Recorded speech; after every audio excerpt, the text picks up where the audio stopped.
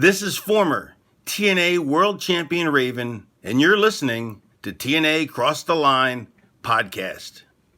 Quote the Raven, nevermore. And don't cross the line. Or do cross the line. I'm not really sure if you're supposed to, you're not supposed to. I don't know. Whatever. You get it. TNA Wrestling. Cross the line.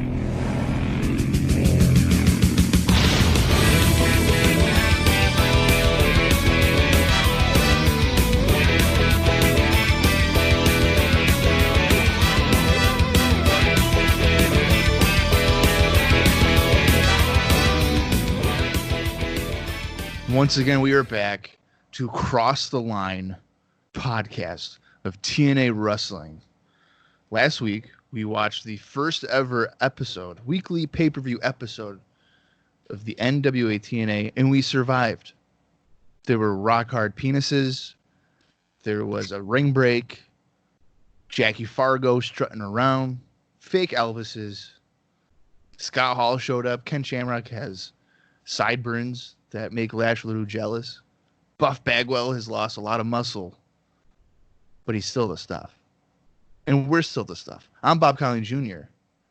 And joining me is Dallas Gridley as we continue this journey through the NWA-TNA saga. Dallas, last week, I personally thought that the first episode wasn't the greatest. And I probably wouldn't be watching it this week if it wasn't for me having committed to doing this podcast with you. You were a little bit more generous because, let's face it, you're a huge TNA fan. You adore anything that they do to begin with. Wow. How are we feeling for this week? I think after letting it sit in, I still was entertained after last week. I definitely still think the thumbs in the middle that I gave it was a pretty fair rating for a first show, especially when you know the backstory of how much issues they had going even just into that first one. Now this week, I'll be honest, I don't know. So we know this is a taped episode. This was taped on the first night, same arena, and we do know most of the matches that we're actually going to see. They announced a bunch of them, but before we get into that, Bob, I wanted to point out in the Observer they did obviously talk about what the readers thought of that first pay-per-view. Okay. So before we move on to what we thought about what we're thinking about this next one. So, you gave it a thumbs down. I gave it a thumbs in the middle. I want to point out too, for anybody that's listening, I feel like I'm more of a critical guy compared to you. I feel you're able to take it more as like, I don't want to diminish anything and say I'm not just a fan or whatever. But I look at it more because I write about it all the time. I feel like I'm more critical eye for it. I think that makes sense, and I think, and I don't want to say this is going to sound. I'm a Debbie Downer essentially. I guess that's fair. I don't want to say that I can enjoy things more because I don't know if that's accurate. I think that is 100% the case. But I think I can look past some flaws a little bit more, whereas you would be super critical of something that was like wouldn't really bother me as much. Right. It's like when we when we went to a show that had 8 people in the crowd, and it wasn't IWA Mid-South for anybody that's wondering. Probably better if it was, but yeah. But when we went to holy shit, I just forgot the name of it. You don't even need to say the name because I know. Okay. I can't even think of it. Oh, good. Why? All right. I know. I remember. Yeah. It took me a minute, but I feel like you could have you would go to every single show just to go because you enjoy it. I think that's fair, even though those shows did suck. Right, but being there kind of thing. Yeah, the fact that you were just even though all those shows have sucked, it's still being there. For me, if you were to text me, I think you have. In fact, there was one show that you were like, "Hey man, I'm going." And I know it's gonna suck, but I just want to go. And I was just I legitimately had other plans for I had to play kickball or something. Yes. Yeah. At the time, yeah. And to be honest with you, if it was 2CW, I would have been bummed. I would have been fuck, man, I really wanted to go to. But it was for this other company that we're not even gonna give it publicity. No. I was just I don't care. I might ask you what happened, who was there and how did it go? But I was whatever. Like, Yeah. it doesn't bother me at all. No, I think that's a really fair thing to say about the two of us, which I think is what's so interesting about this, because Yeah. we both have very different views, and we're both huge fans of wrestling in general. So, yeah. Yeah. Go ahead. Sorry, I didn't mean to Yeah, interrupt. no, you're good. No, I think that was good. So, interestingly enough, in the Observer, the readers did vote 61.2% thumbs up for the show. How 61.2? Yep, that is correct. And Wow. only 18.2% thumbs down and 20.6 thumbs in the middle. So that's actually pretty solid. Yeah, that's over 80% were either neutral or a positive reaction to it. Yeah, and I think, Wow. like I mentioned in the previous episode and our introduction, that the Observer was very, very negative about the startup of this company. So I think it's interesting that did not really sway a lot of viewers to also go into this with a negative look, and they ended up enjoying the show for that reason. Does it tell you how many people voted? Because I don't want it to be skewed, because I know with like IcoPod, sometimes it's like 100 people will comment on a pay-per-view, which isn't a big, a large sample size really. But yeah, so it looks like 128 people voted thumbs up, 38 voted thumbs down, and 43 voted thumbs in the middle.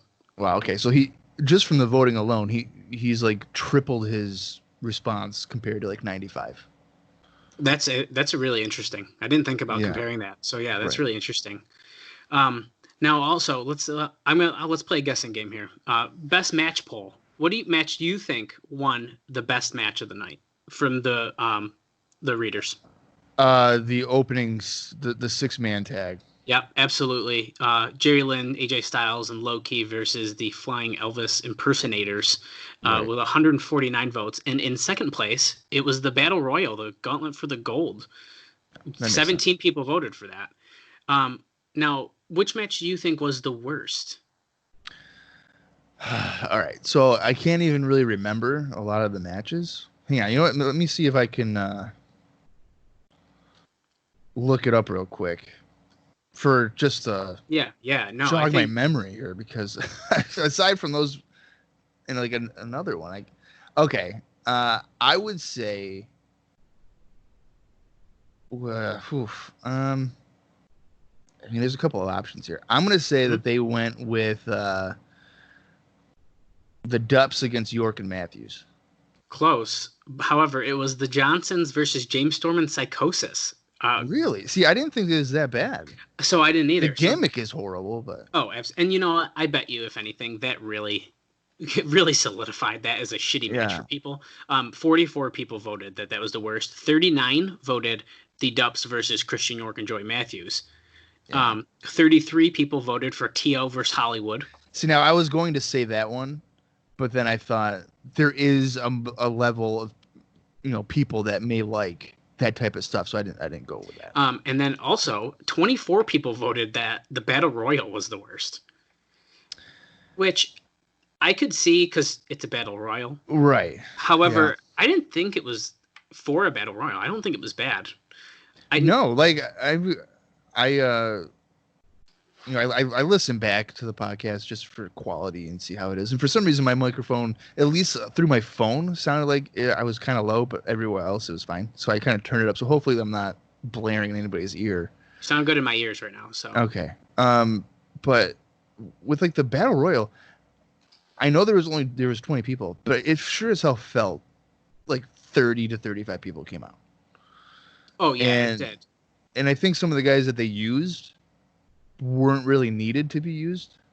Yeah, I agree with that completely. So there might be a couple of segments too, but as a whole, I thought that there was enough there to hold your interest for like the half hour that it went on. Yeah, and I think when you do that Royal Rumble style Battle Royal, that surprise factor of who's about to come out, that automatically it's got your attention. It would have been different if all 20 guys were in the ring at the same time. Absolutely. And they started off that way. I think doing the way that they went with was the best decision. Yeah, I agree. I do think like Shamrock and Malice at the end might have dragged on a little bit too much for me, just because after a huge long 40-minute battle royal or whatever it was, I mean, so that was a lot. And obviously, as we discussed, the match itself was very like, okay, he's in an ankle lock for 2.5 minutes. Why is he not tapping out? That kind of stuff. But I the ending caught me off a little bit, and I think it was good and all around. I don't know if I can really complain with really how it ended. I think Shamrock, especially at this time, is probably a really good choice for them, especially if they got him locked in for a decent amount of dates, which was talked about. So, yeah, I think you said like it was 26 weeks or something. It's 23, 26. I can't remember the exact number, but yeah, I mean, seemingly have him locked in for a decent amount of dates, which is really great, especially if he's big around this time. He's got the attention of both the MMA world and wrestling. Yeah, you can't really go wrong with that. No, I agree with that, and I know that you have some notes that you're eventually going to go through here, but coming really out of it, this is kind of surprising for me a little bit, because I feel like with the first show, you really want to have that first major angle, or at least direction that you're going to be going in. And really, after I feel like the first episode, there isn't that major angle. Sure, it's really about like maybe Jeff Jarrett and being pissed off about the championship, but there isn't that one thing where you're just like, oh, all right, I need to see what's going to happen with these two people, for sure what's going on. Yeah, I think that's a really great point. And I was just going to make the joke of what is our angle, Jeff Jarrett and Jackie Fargo, because honestly, I think that was arguably one of the biggest takeaways, is that he was choking Jerry Fargo in the back, or Jackie Fargo in the back, and like he's really mad at him. But well, here's the thing: it's actually Jeff Jarrett against two non-wrestlers, Jackie Fargo and Toby Keith. Yeah. Oh my God. Yeah. Like legitimately, two major angles. It really is. Which is really interesting, because like what? Yeah. Because really, so out of the first show, I guess realistically, who would be the guy who's Shamrock's in a feud with? I feel like it almost has to be Malice at this point. Yeah. I mean, he lasted through the main event. Yeah, he beat him already. However, he's going to want a rematch. He's going to want revenge. I would assume we're going to see that in the next couple shows. Who knows? I just think that almost makes the most sense. And I don't know who else could challenge Shamrock besides Jarrett, but that literally he'd have to come out and be like, hey, I'm fighting you. And there we go, which I think is what's eventually going to end up happening with how this show went. Yeah, I mean, I'm just looking through like the list of guys that were involved again in that Battle Royal, and clearly like Jarrett is associated with Scott Hall, which, if I remember correctly, is a match that we'll be seeing on this show. Yep.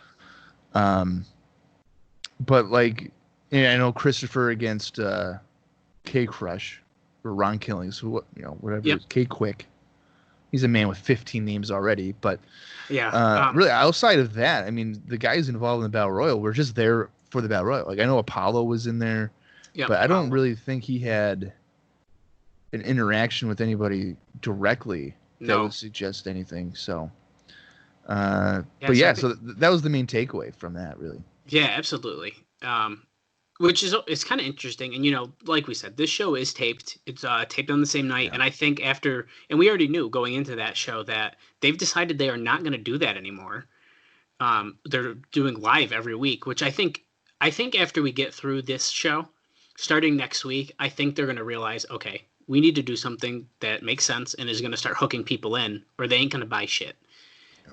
So I think we got to get through this show. I don't think it's going to be the best show. And I think once we get through it, I think it's going to be more of a surprise every week. And there's going to be more excitement around it to a degree. Well, yeah, I think if they're going live, at least most weeks, it's going to be even worse in the sense of they're just going to throw things out there to see what works. What gets people buzzing the next day, and they'll continue on. Absolutely. With that. Yeah, and last week, once this airs, it'll be last week. Obviously, we released our first watch along episode on the exact date, 18 years later, of that first pay-per-view. And Impact Wrestling on Twitter and social media were posting all sorts of stuff, like 18 people you'd never knew were in Impact. And I actually didn't end up watching that video, mostly because I wanted to be surprised. But even just the thumbnail I was like, I am so excited to see when that person pops up, or Right. stuff like that. And they were posting little clips from their 50th anniversary or their 1 year anniversary, show 50 and like stuff. And I was like, I did not know that person was there. So I'm already like, yeah, some things are getting spoiled, but obviously Right. it's almost 20 years later. But Yeah, no, you should hate tweet them. How dare you? I'm only in June of 2002. I can't believe it. I barely started. But so I think stuff like that is going to get super exciting. So yeah. But I think let's get into a couple quick notes. Or I don't want to say decent amount. Definitely not as much as last week. Not as many stories or anything. And a lot of this, I did talk to Bob off air. The way the Observer was written between this is almost as if these notes were written prior to the actual debut episode on June 19th. So a lot of it is like still kind of talking as if they don't really know what's happening, which is very interesting. And then maybe that shows you that they don't care about it, so they didn't purchase the event. Who knows? Honestly, I do think that I believe it's like Alvarez mentioned, like, I wouldn't have watched this unless I had to because it's my job. Okay.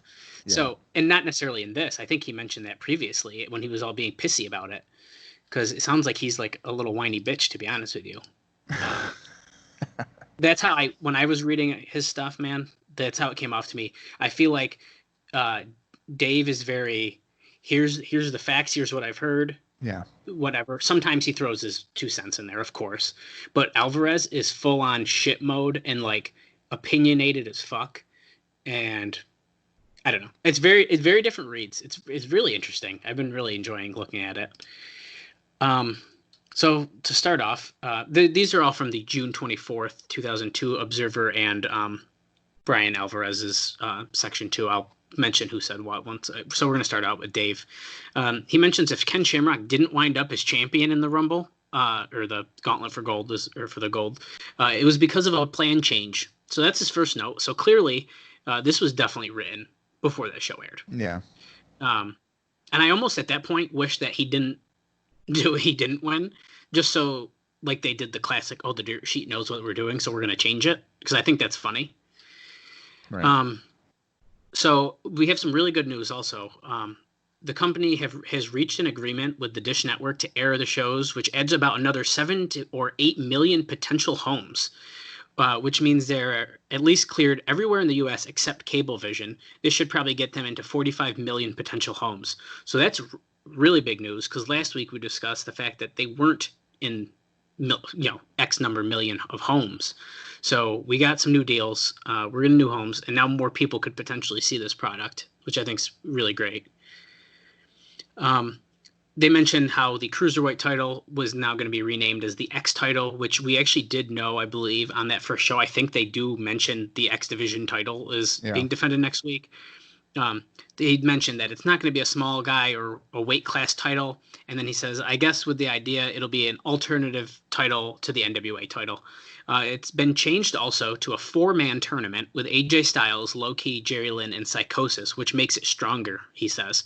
So I can't remember off the top of my head, and I didn't write it down. I think it might have been originally like a 6-man or 8-man tournament. Yeah, and the guys that you had mentioned made it sound a little weaker than the 4-man that you had mentioned there. I'm curious about the Psychosis edition, considering he lost in the tag match, which I know was thrown together, but yeah, why would you utilize Psychosis there if you're going to put him in the 4-way title thing? That's a really great point too, because him being in that tag match was super random, and with James Storm of all people, that doesn't make any sense. Just to lose to penis guys, right? Yeah, I think that is weird. And I think it also might play a factor in that is that since they were taping the show on that same day, they maybe were a little bit more limited of who they could pick, and they know Psychosis is that kind of style that matches up with Lynn, Loki, and AJ. But that's my guess. I don't know for sure. Apparently, Disco Inferno apparently did turn down appearing, which we know, obviously, because they wanted to change his name to Adman, where they would sell ads on him like a lot of the boxers do these days, he says. So they wanted to change Disco Inferno to be Adman. And And he said, what? They want to make him the ad man? Yeah, and they say he literally writes where they would sell ads on him like they do a lot of the boxers these days. I don't know exactly what that means, but I think it's hilarious. Like, why would they want to change someone who you know who he is? Like, why do you want to change? Yeah, I don't know how I feel about that. Well, I know with like boxers, they'll have like the Pepsi logo or something on their trunks. Yeah, so or Geico, stuff like that. Yeah, and so he goes on to elaborate. He goes, actually, it was more of like race drivers, and they were going to do a gimmick where he'd have all these ads, but every week he lost a match. One of the sponsors would pull out until he had almost no sponsors left. Basically, the gimmick is he'd lose every match, which is why he turned it down. That's actually kind of funny. Like every week he would lose a sponsor, so he'd probably be like, "What the hell, man? This is ridiculous." Yeah, that's funny. Yeah, it's ridiculous. I could see him doing it though. He's like that's just going. That's what he is. He's came up with numerous ridiculous ideas, like building the architecture guy or whatever. That's ridiculous. Yeah. So I'm surprised that he didn't want to do that. I mean, I get the whole losing matches or whatever, but it's wrestling. Like, come on. It's not. Yeah, I think we were definitely stuck in the time of people being full of themselves a little bit still, to be honest. Well, yeah. Ed Ferrara apparently. He lost all the time in WCW. Well, yeah, he's a job guy. It's Disco Inferno, man. For like the last year he was in WCW, he lost all the time. I don't know if I've ever seen him win a match. I mean, I'm sure he has, but like he has, yeah. He was a TV champion in like '97, but after that he was just dancing with Alex Wright all the time, or feuding with Ernest the Cat Miller over dance moves. Yeah, so he wasn't very serious. Yeah, he didn't win much in the end of WCW, that's for sure. Because I did watch that, and he did not win. Fucking anything. He had the fucking duck. Oh, okay. I actually really did enjoy the duck. Well, there you go. Okay. And I really liked him in the Filthy Animals because it was hilarious. Yeah, but did not fit. No, that's the best part. Yeah. Anyway, I don't think, by the way, that's the last time we're going to hear Disco Inferno's name associated with the NWA. No, absolutely not. So just keep that in mind. If you're in WCW, or at any point if you were in WCW, we are going to probably hear about you in TNA. 100%. And whether it's a rumor you're coming in or you're there for 1 week, you're going to be heard about. So I was just about to say that. So apparently Ed Ferrara is now getting involved with writing with Jeff and Jerry Jarrett. So of course. I'm not sure how to feel about that. I guess I don't know a lot of background on Ed Ferrara, to be honest, besides that he was here. But he's just kind of there for me. I don't know if I have an opinion either way. So I'm going to let it form. We'll see. Yeah, I mean, the only writing I've ever encountered with him was along with Vince Russo. So if we only know for sure that it's him, this would be a really interesting time to see how he does on his own without Russo's input or anything. That's a really great point. They do mention Jarrett did work the pits at the NASCAR Busch Series race that actually was on at June 15th. So that's how they ended up getting Hermie Sadler and the other guy onto the show. Sterling Marlin. Yep. So they do mention that. They do mention, I think we did talk about this during the show, that Lodi suffered a neck injury and he needed surgery. And so that's why he was replaced with Kiwi, Alan Funk, who ended up playing Bruce as the new Rainbow Express with Lenny Lane. So that we did talk about that he needed surgery. You brought that up. Yeah. They bring up the fact that the Wall will now be known as Malice, and will have Sinister Minister with them. Jim Mitchell with the Disciples of the New Church. So, like I said, a lot of these notes are very much okay. Just so you know, that happened.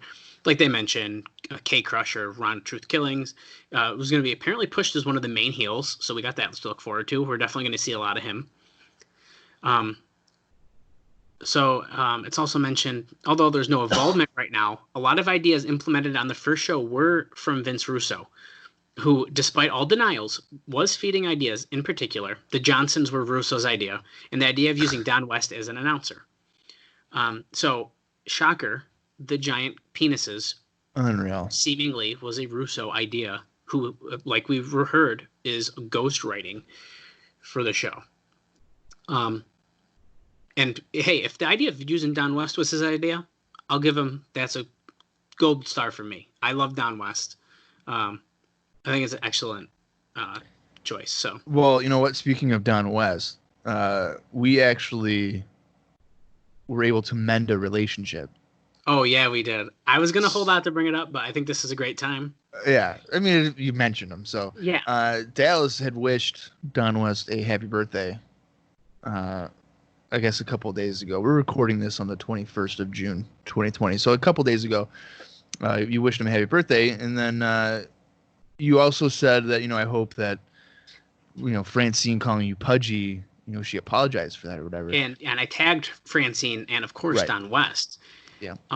And I'm trying to find the thing so I can actually read it here. Okay, so then Don West replies, and he says, Pudgy was pretty accurate. Talked to Francine at Chicago at StarCast. She looked fantastic, which was hilarious. And then I click into the tweet, and I see Francine also wrote, happy birthday, Don. I swear I didn't mean it, with a kissy emoji. Yeah. So After 18 years, the TNA Cross the Line podcast was able to mend a relationship between Francine and Don West. Because that could have been bothering him for the last 18 years. who knows? Luckily, he was laughing hysterically when that happened, and I tweeted during that post. I tweeted a picture of him laughing at that moment to him. Oh yeah. And I don't know. That moment was so funny when I was getting that image and I rewatched that segment. Like I was just laughing again because like he literally breaks and he just starts dying laughing at Francine calling him Pudgy. So that was. You know what? He probably just didn't know how to react. I don't blame him. Because, like, what? I don't know what I would say. No way. Ain't she, like, pudgy? What a word. Not Yeah. like that's Bad, just anything gross. else. You're so pudgy. Yeah, That just makes you laugh, the word pudgy. exactly. It's Yeah. hilarious. So maybe he had a suitable response. Yeah, I agree. And, I am glad that happened. That was a really funny interaction that we had happen there on Twitter. I got a really good kick out of that. The only other news that we already kind of knew that I do really want to read just because of how it's written here is that Mike Staples is going to be using the name Cheeks, who, as we know, broke the ring. And then Dave writes, because apparently he's got a huge ass.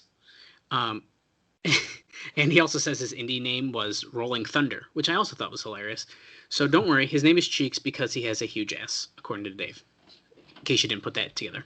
Well, I guess that fits. Yeah. So I only got a few.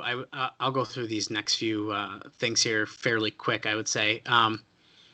So this relates to the WWA, the tour that's happening. So they do mention here that I'm only bringing this up because we know a lot of these NWA-TNA guys were involved with the WWA, specifically Jarrett. So they do mention that the July tour is in trouble, with the exception of the Dublin, Ireland show, which had a good advance. Everything else is dead. So apparently all these shows are about to cancel. The German promoter wants to cancel them. They apparently announced Lex Luger for the tour, which would be his first wrestling match since WCW went down. They're still advertising from people from NWA like Jeff Jarrett, but with the weekly taping schedule, aren't likely going to be going to the shows. So WWA looking like it's about to be a sinking ship. So that was interesting. Well, you know what? I feel like they're struggling because a guy like Jeff Jarrett isn't a big draw, and neither is Lex Luger. It's tough. Even if it's his first match since WCW. I mean, if you remember, his end of his run there in WCW wasn't the greatest. Oh, yeah. So, yeah. I don't. It seems kind of a weird marketing tool, I guess, to it's like the build big it around thing, Jarrett and Lex Luger, though. Yeah, but Jarrett and Luger, really? Yeah. This is an interesting note. It's from the XWF. I don't think we've really talked about them on here, so I thought this was an interesting note. I'm skipping into the thing here, but Dave mentions that if NWA-TNA is still around in late October, and clearly that the XWF is banking that they won't be, several of the wrestlers on this group's TV taping wouldn't be available for pay-per-view. At this point, most of the NWA-TNA crew seems to have signed either one date for this week or 4-date through 7/24 contracts. So aside from whoever is their nucleus, I'm presuming a good percentage of the names on these early shows won't be with them come October. So they're mentioning a lot of the people early on might not be there in October, and they're also bringing up the fact that the XWF is hoping that they don't last past October, so they can take all these people. Right. Which, as we know, the XWF did not last long. I'm surprised the XWF is even still like trying to be a thing, considering Hogan, who was the major focus of that group, had signed back with Vince. Yeah, and they do mention, I didn't want to read a lot of their stuff just because it didn't really fit in, but they mentioned it's like, all these people won't show up on TV or only for pay-per-view, and that's why they're trying to get this TV deal, and like they can't because the people who they would want on the TV aren't going to show up on TV. Yeah, it seems like there. It seems like a mess. Yeah. That's something I've never seen any XWF stuff, and I've mentioned it to you before. Like, it very much interests me just because it's like another one of those companies. It's just like, what is that? So, well, I believe at least like the tapings that they had done were available on YouTube. I don't know if they still are or not. That could be an interesting thing to look into as a live watch thing too. As, a bonus episode or something. Absolutely. I think that's a good thing about the stuff we're covering now, and you've mentioned it before, I think off camera, that we have the opportunity to cover independents and other companies that just some of these TNA guys are even in, just because it can relate to us. We don't have a show to go hand in hand, such as on IcoPod, where we have WCW and the WWF. It's very different. Right. So we're really open-ended, and I think that's really cool. Yeah, that's what makes this a lot of fun, because there's not as many restrictions or handcuffs, I guess, really. Yeah. Apparently it was said that Jim Barnett was supposed to be showing up in TNA, but that he was also backstage at some Atlanta show for the WWF, and the McMahons knew it was his birthday, and they basically stole him away from Jerry Jarrett. They basically were like, hey, come on our show instead, essentially, is the short of that. So I thought that was interesting, that basically the McMahons were like, hey, come to our show instead, and don't show up as one of the NWA legends at the TNA show. That is really weird, that WWE would do that against a company that isn't established. Yeah. I don't think Barnett would really make any kind of difference anyway, but already kind of just poking him a little bit. That's really weird. Yeah, I thought that was weird, and I cut that down a little bit on some of the details there, but I thought that was super weird. And then on the June 24th here, now Alvarez, we're into his section, this is where they finally have decided we are not touring nationally. We had trouble giving away tickets at the Huntsville, at the debut show. And so now beginning July 3rd, which we know, they're going to be running live every single week at the Nashville Mississippi Auditorium. I'm never going to say that right. Tickets, which starting out over $30 a pop, were later dropped to $10 each. Holy crap. Yep. And by last week, they were giving away for free. It should be noted that OVW, often using WWE wrestlers, has been running TV tapings every week in the Davis Arena in Louisville for well over a year, and to this day still has to give tickets away for free. So with the move, they're working with this guy Bert Prentice to help promote the shows. So they're seemingly having a lot of trouble selling tickets and are even having trouble giving them away. But we have decided we just found our home. We're gonna go live in Nashville every week. So we're gonna be moving out of Huntsville, and doing that. So that's an interesting note. That I think, like I said early on, I think we're gonna kind of things are gonna get more exciting that way. I think it's gonna help out. Yeah, absolutely. Jarrett apparently said in an interview, from all the research they've done, the public is ready for this new concept. And Alvarez says, I wonder what kind of research they did to tell them that, as far as this concept of weekly pay-per-views. Then he pokes fun at the fact that apparently in an ad, they call Ken Shamrock the world's most dangerous Ken Shamrock. So he also says, who apparently is no longer a man. So he's so they're already messing up some ads. And I'll read this section here, and the rest of it is just shitting on it. So Alvarez says, I guess I should get this off my chest right now. It is no secret that I'm dreading watching these shows, but it's because I know I'm investing my time and energy in a product that's not going to be around very long. It's kind of funny looking back on that. 18 years later. Literally. I did that when WCW was dying, and frankly, it got depressing. For the sake of a lot of wrestlers and other good people in the business, I honestly wish that this group had even the slightest chance of survival. But realistically, it does not. And I'm putting this down in writing right now. If I'm wrong, I'll be more than happy to admit that I was a fool. And you know what? Maybe I'm going to have to tweet him about that, because he is, in fact, a huge fool. Because like you said, 18 years later, and here we are. Well, you know what's really funny is that he mentions that watching the end of WCW was depressing, all that stuff. I'm pretty sure he had a podcast where he talked about every Nitro, like from the end, like till the end or whatever. So it was so depressing that he later on did it again. It doesn't surprise me, and honestly, I know dirt sheets in general are very, very split in wrestling. I can deal with Dave Meltzer.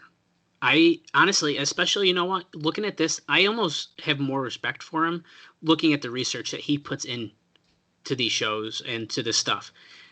But like I just said earlier, Alvarez is a whiny bitch, and I don't think I like him at all. Like, I don't like the way he talks, and maybe I'm just being biased because I love TNA, but like the way he's just constantly like putting it down, that it's just like, dude, just give it a chance. He might be negative just for the sake of being negative. I'd believe it, to be honest. I really, really would.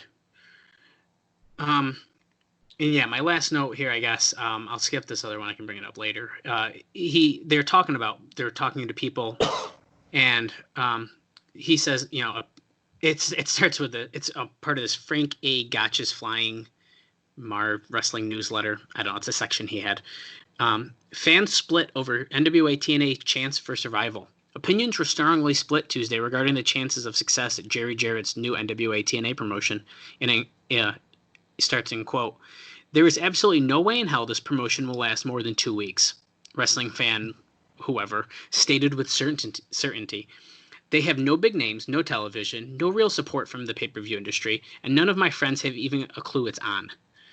And then he just goes on to talk about some of the names and stuff. But, you know, once again, we're following that trend of people don't think this is going to last. And, you know, I think TNA still struggles with that to this day, that people do not think this company is going to, they're like, oh, they're on their last leg. They're going to die. So, I mean, this has been a constant, and it's going to be a constant thing that's brought up during our entire journey as we go through this. It's going to get brought up every single week, I think. So I would have to imagine so. And it's what's funny is here today in 2020, I think that Impact is probably the best that it's been in terms of like management and whatnot, because for, I don't know, probably 5 years there was a stretch where they kept on changing networks, they kept on changing days, whatever the case is. It was a lot. But now, like, they bought their own TV network, so they can guarantee that they'll have a TV show. And as long as Anthem wants them to have one. And I think that right there, I think that was the finally, like, Impact fans and that company in general could take a deep breath. We were like, okay, we don't have to hear that they're getting canceled on the network anymore. Yeah. They're here. And you know what? I don't have access because I have YouTube TV just like you. And luckily, they stream every Tuesday free on Twitch. Like, that's awesome. Oh, well, there you go. That's even... Yeah, that's smart things to do right there. And they were doing that only actually originally because they were on that, I can't even remember the name of it. They were on a network. There was Destination America, Pop TV. It was after Pop. That's the one I can't remember. Right before they got here to Access. That's how bad of a network it was. Oh like, my God. I don't even know if it wasn't Destination America. Destination America was really bad too. Because I didn't have that. So that was a really hard time in my fandom because... Was it the network where they broke it off into like half-hour increments for... Oh, I don't know. So it was like 4 episodes, but for some reason, like, it came up as if it was only a half hour, but I don't know. 2 hours. Oh, it was the Pursuit channel. Pursuit. Yeah. They were there from January 2019 till October 2019. So luckily not too long. Wow. And so it literally went from like Fox Sports, then Spike, then Destination America, which was like the worst. Then it went to Pop, which more people had, which was great. Yeah, Pop was a good network to have. Oh yeah, I was super pumped. And then Pursuit. And now we finally got our home. I think that's really great. And yeah, they were, because no one had Pursuit.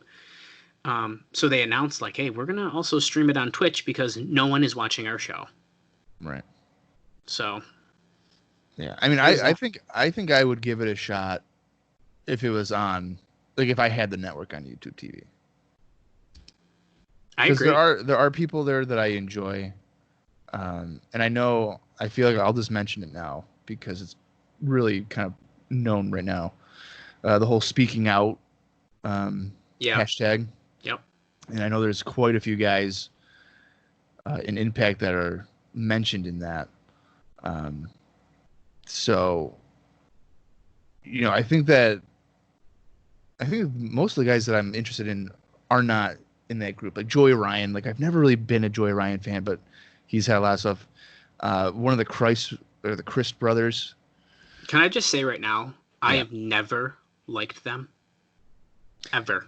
Yeah, I mean, they're talented guys, but for some reason, like whatever, like I saw, not to jump out of like timeline or whatever, but I saw one of them turned on their other brother. Correct. Yep. Jake turned on Dave. Dave. Okay. And honestly, if I really had to, if you made me pick one, I'm picking Jake. Which one is the one that has gotten all the bad? Dave, I believe. Dave is one. Okay. I'm pretty sure Dave is the one who's got dark hair. Jake has the blonde. Okay. And who actually they've kind of taken out and kind of almost made a singles guy anyway. So that's what I kind of was seeing. But like I watched the video there of the turn, and it would have been effective if like the guy didn't bend his knee, lean forward for a damn kick to the way he did the kick, and it was just annoying as hell. See, I gotta watch that because I didn't even notice that. Oh my god, it was so bad. I watched it like 3 times to make sure I wasn't losing my mind. But the guy like literally leaned in for it. Like there was no sense of surprise or anything. Like that was horribly staged. But my point is like I would definitely give it a shot.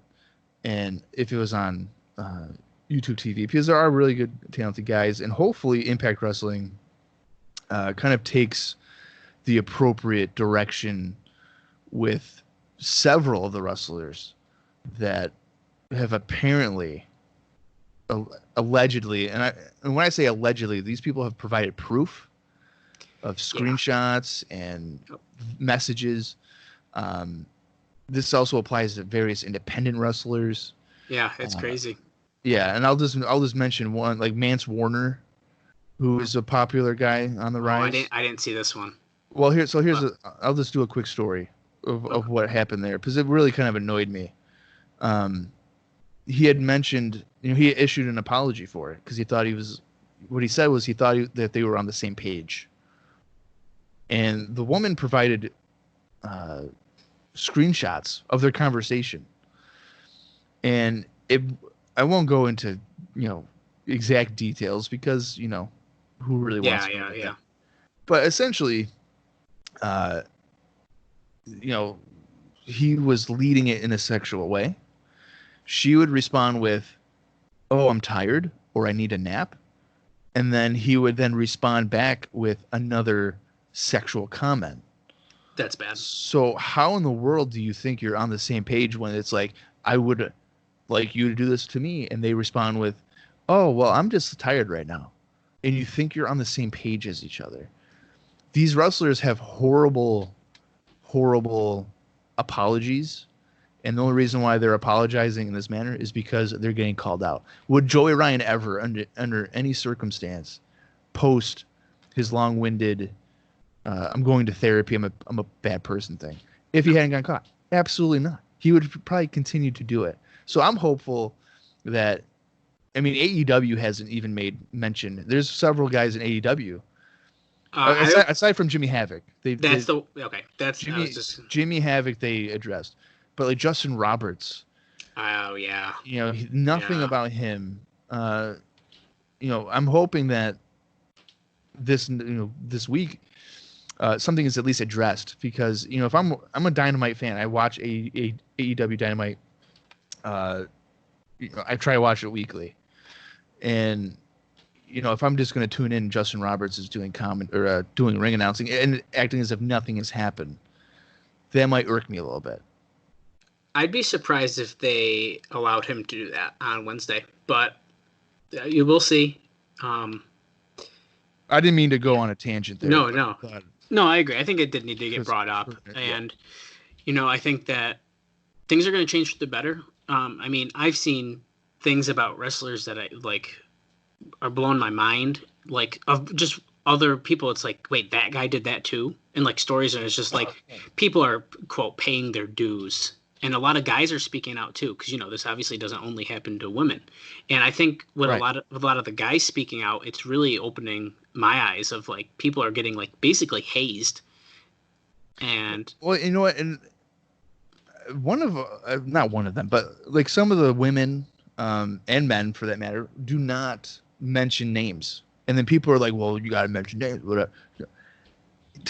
I'll be completely honest with you. If anything of that nature happened to me, number one, I would never talk about it. I just know how I am. I would never publicly address it. No, and I know I should, but I never would have. So these people that are doing this, I think, deserve all the credit in the world. Yeah. I mean, the bravery alone to be like, hey, this happened to me. Hopefully I can help others. There's no way that I could ever do that. But, would it be beneficial to, know who these people are? Sure. But if you don't want to address it, if you don't want to, hey, this person did this to me, there's really no reason for us to be like, oh, you're a dumb bitch. You're fucking lying. Like, just because you're not naming names doesn't mean it did not happen. Yeah, absolutely. Because if you were to mention a name and they proceed to then impact your career negatively, then it's like a double whammy. So, at least getting it out there is like a good step. And and one last thing on this. Okay. David Starr is a piece of shit. Okay. All these people that have done horrible things, they're all pieces of shit. But the ultimate piece of shit is David Starr for suggesting that gray rape is not rape.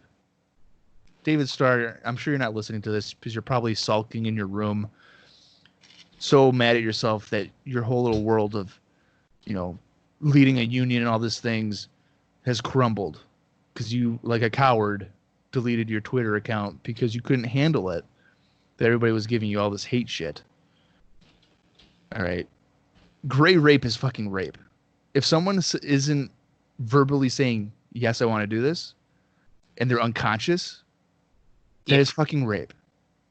Yeah. Yeah. I just want to get that off my chest. Yeah, because I couldn't say anything better than that. I mean, it was bad. And watching it unfold was unbelievable, really.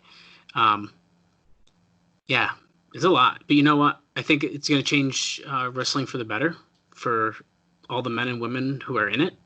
And I think it's really eye-opening that, it can happen. Well, what's amazing to me? So, with, for instance, this NWA-TNA show, do you think that these people here, the men and women, had the same dressing room? No way. No, I can't. So what I'm learning from all these independent wrestling companies is that they're apparently so cheap or naive that, let's say there's 2 women on a show wrestling. Yeah. They're in the same goddamn locker room as 15 guys. It seems like that, which is kind of crazy to me. How are you doing that? Like, how are you putting whether it be 1 or 10, however many women in the same room as men? They're there's no privacy. Well, and not even that though. Yes, that, but also I think we all know how I would say a lot of men who wrestle are kind of douchey and they're kind of assholes. Yeah. Now that's not saying that there aren't good guys, and there obviously is, but you should have put those pieces together. I mean, that just shouldn't have happened to begin with, and I don't know. It's crazy. It's really crazy. I don't know how they ever would think that's appropriate, but I don't know. I just wanted to make a quick comment on No, I agree. I think it's really important. So what else you have for observer notes, Dallas? I think I really did cover it all. At least everything that it was semi-important. Unless do you have anything that you'd like to go over before we start the show? Well, I just have a little, really one piece of independent wrestling news to go over. So you'll remember that last week AJ Styles, Low Ki, and Jerry Lynn teamed up in a losing effort against the Flying Elvis impersonators. Well, all three of them appeared on the June 22nd Ring of Honor show, which was named Road to the Title. It's a tournament to find out who would be in the finals to crown the first Ring of Honor champion. Whoa. Jerry Lynn lost to AJ Styles in the first round. Low Ki defeated Prince Nana in the first round, and then he proceeded to defeat Amazing Red in the second round. And then Styles lost to Christopher Daniels in the second round of the tournament. So, as a result, Low Ki will be wrestling in a 4-way, 60-minute Iron Man match to crown the first Ring of Honor heavyweight champion on July 27th against Christopher Daniels, Douglas Williams, and Spanky. And Whoa. of the four, I would have to say that Douglas Williams being in that match is a major surprise and upset, because you want to take a guess on who he defeated to get in the match. Oh, man. I don't even know if I could guess, but it's got to be someone super surprising. It's a pretty big name. It is the American Dragon, Bryan Danielson. Whoa. Yeah. So I was looking at the results of it, and I was like, you gotta be, like, how is he not in that? Bryan Danielson, how is he not in this match? It's because Douglas Williams beat him. Wow, it's so crazy, too, because that 4-way match for the title, all of those guys have worked in Impact. Right. Since. Yeah. So, like, that's kind of crazy. And a 4-way Iron Man match? Like, what? 60-minute Iron Man match, yeah. Wow, that's really cool. I don't even know if that's ever happened since. I literally have never heard of that. So I think that's awesome. That's really interesting. And in fact, that makes me want to go find that match to watch it. Because, like, what? Like, I don't know. That's super surprising. Yeah, I don't even know if I've ever seen that, to be honest with you. But we'll find out when we get to, I guess, our August 2002 show. If Low Ki, in fact, becomes the Ring of Honor heavyweight champion, or is it going to be Christopher Daniels, Douglas Williams, or Spanky? So I guess in about 5 weeks, you'll find out. I can't wait. Because I think it is really cool, though, that we're about to, like, that's part of our timeline. The first ROH champion. That's super awesome. Yeah, I think that's pretty cool. But that's all I have for that. That should lead us now into the June 26th, 2002 weekly pay-per-view of NWA-TNA. I don't have an exact time because I'm on all zeros, but if I had to guess, this is probably around an hour, 46 minutes. Chances are. Yeah. All right. So I'll just count down from 5, and then when I say play, hit play. If you're following along on Impact Plus, let us know if there's anything that maybe had been edited out, which is the only reason currently that we're not using it. At some point we will, because of course we want to support Impact Wrestling, because all wrestling deserves some level of support, unless it's the absolute shits, and then you don't want to do that. But yeah, so that we'll eventually get into there. Maybe once we find out for sure if it's been any kind of edited out. So yeah, I think that's fair. Yeah. So I'll count down from 5, and then I will also play. And then you hit play, and we'll be good. Maybe it's on YouTube as well. I don't know. Maybe it's in your personal collection, like me. That's great. Who knows? All right. 5, 4, 3, 2, 1, play.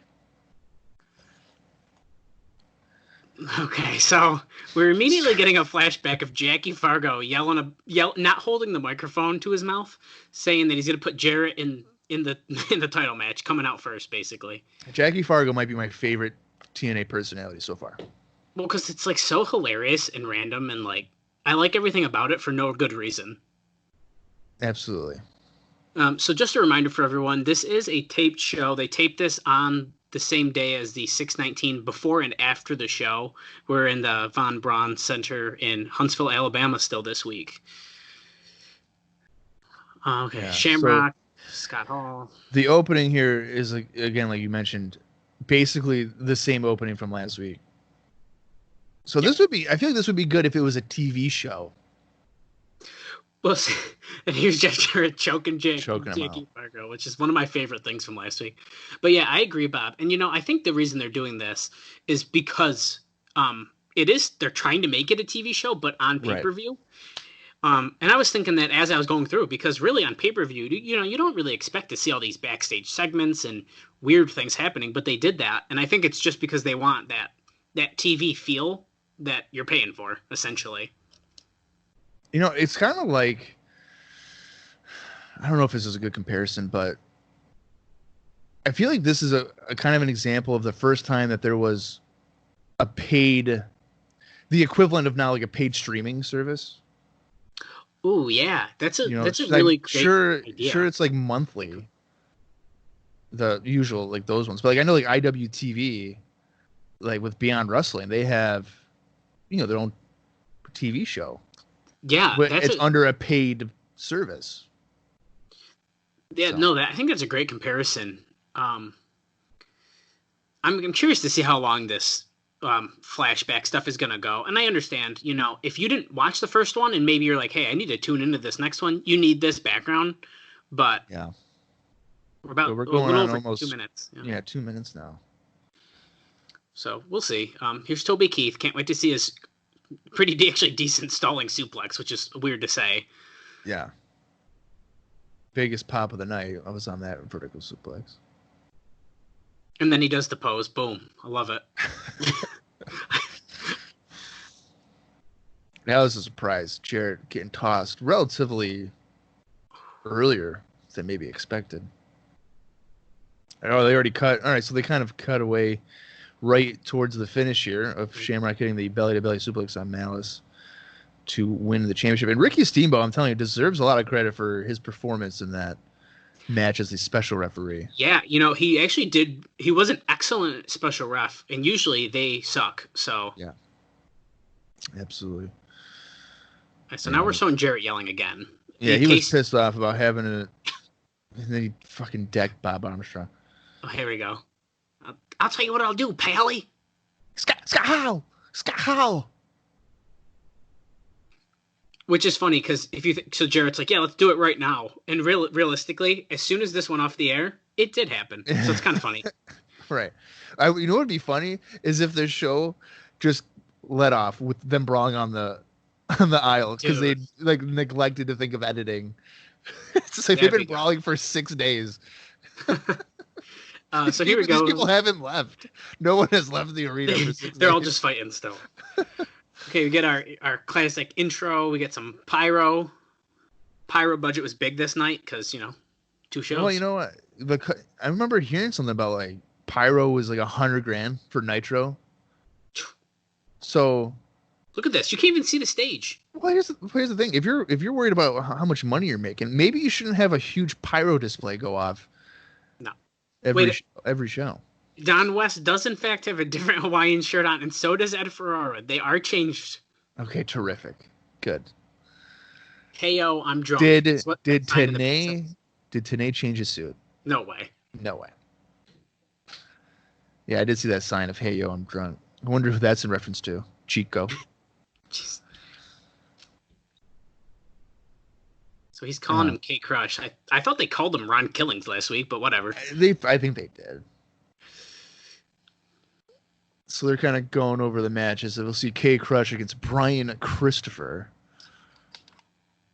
Which, I mean, if they're building up K Crush, then I would assume that K Crush would be prevailing tonight. Forgot about the Lingerie Battle Royal. Oh boy. Skin to win. Blood pressure's going up on that Lingerie Battle Royal. Jeff Jarrett and Scott Hall is a So they're building this as a double main event. So Hall and Jarrett's the first main event, and then a 4-man round robin tournament. With the same 4 guys you mentioned: Styles, Lynn, Key, and Psychosis. For the X-Title, as they're calling it right now, which is cool. We're going to see another big moment in TNA history. And those 4 guys are all really good wrestlers for the most part, so I could get behind that. Okay, so here we're starting off strong here. It looks like Jarrett and Scott Hall is opening the show, and Jarrett did in fact change. He sure did. That's kind of funny. I wonder if the crowd was like, "Why did he change?" That's a good point. Why would he do that? Oh, we got some drunk women in the I was just front going to row. say that. Yeah. I don't know why I'm cheering, but the guy's telling me to do that. Cheering for Jeff Jarrett. Your top heel. All right, makes sense. I want to hear Scott Hall's music. I like his TNA music. I don't know if I remember it off the top of my head. So we'll have your volume up a little bit and you can hear it. Oh, it's up. All right, good. Oh, yeah, great. You got to talk. So, is this the match or is he just talking? I'm pretty sure it's the match, but... Oh, okay, so he's saying, bring all 3 of your asses down here. Toby Keith, Scott Hall, and Jackie Fargo. Here's his music.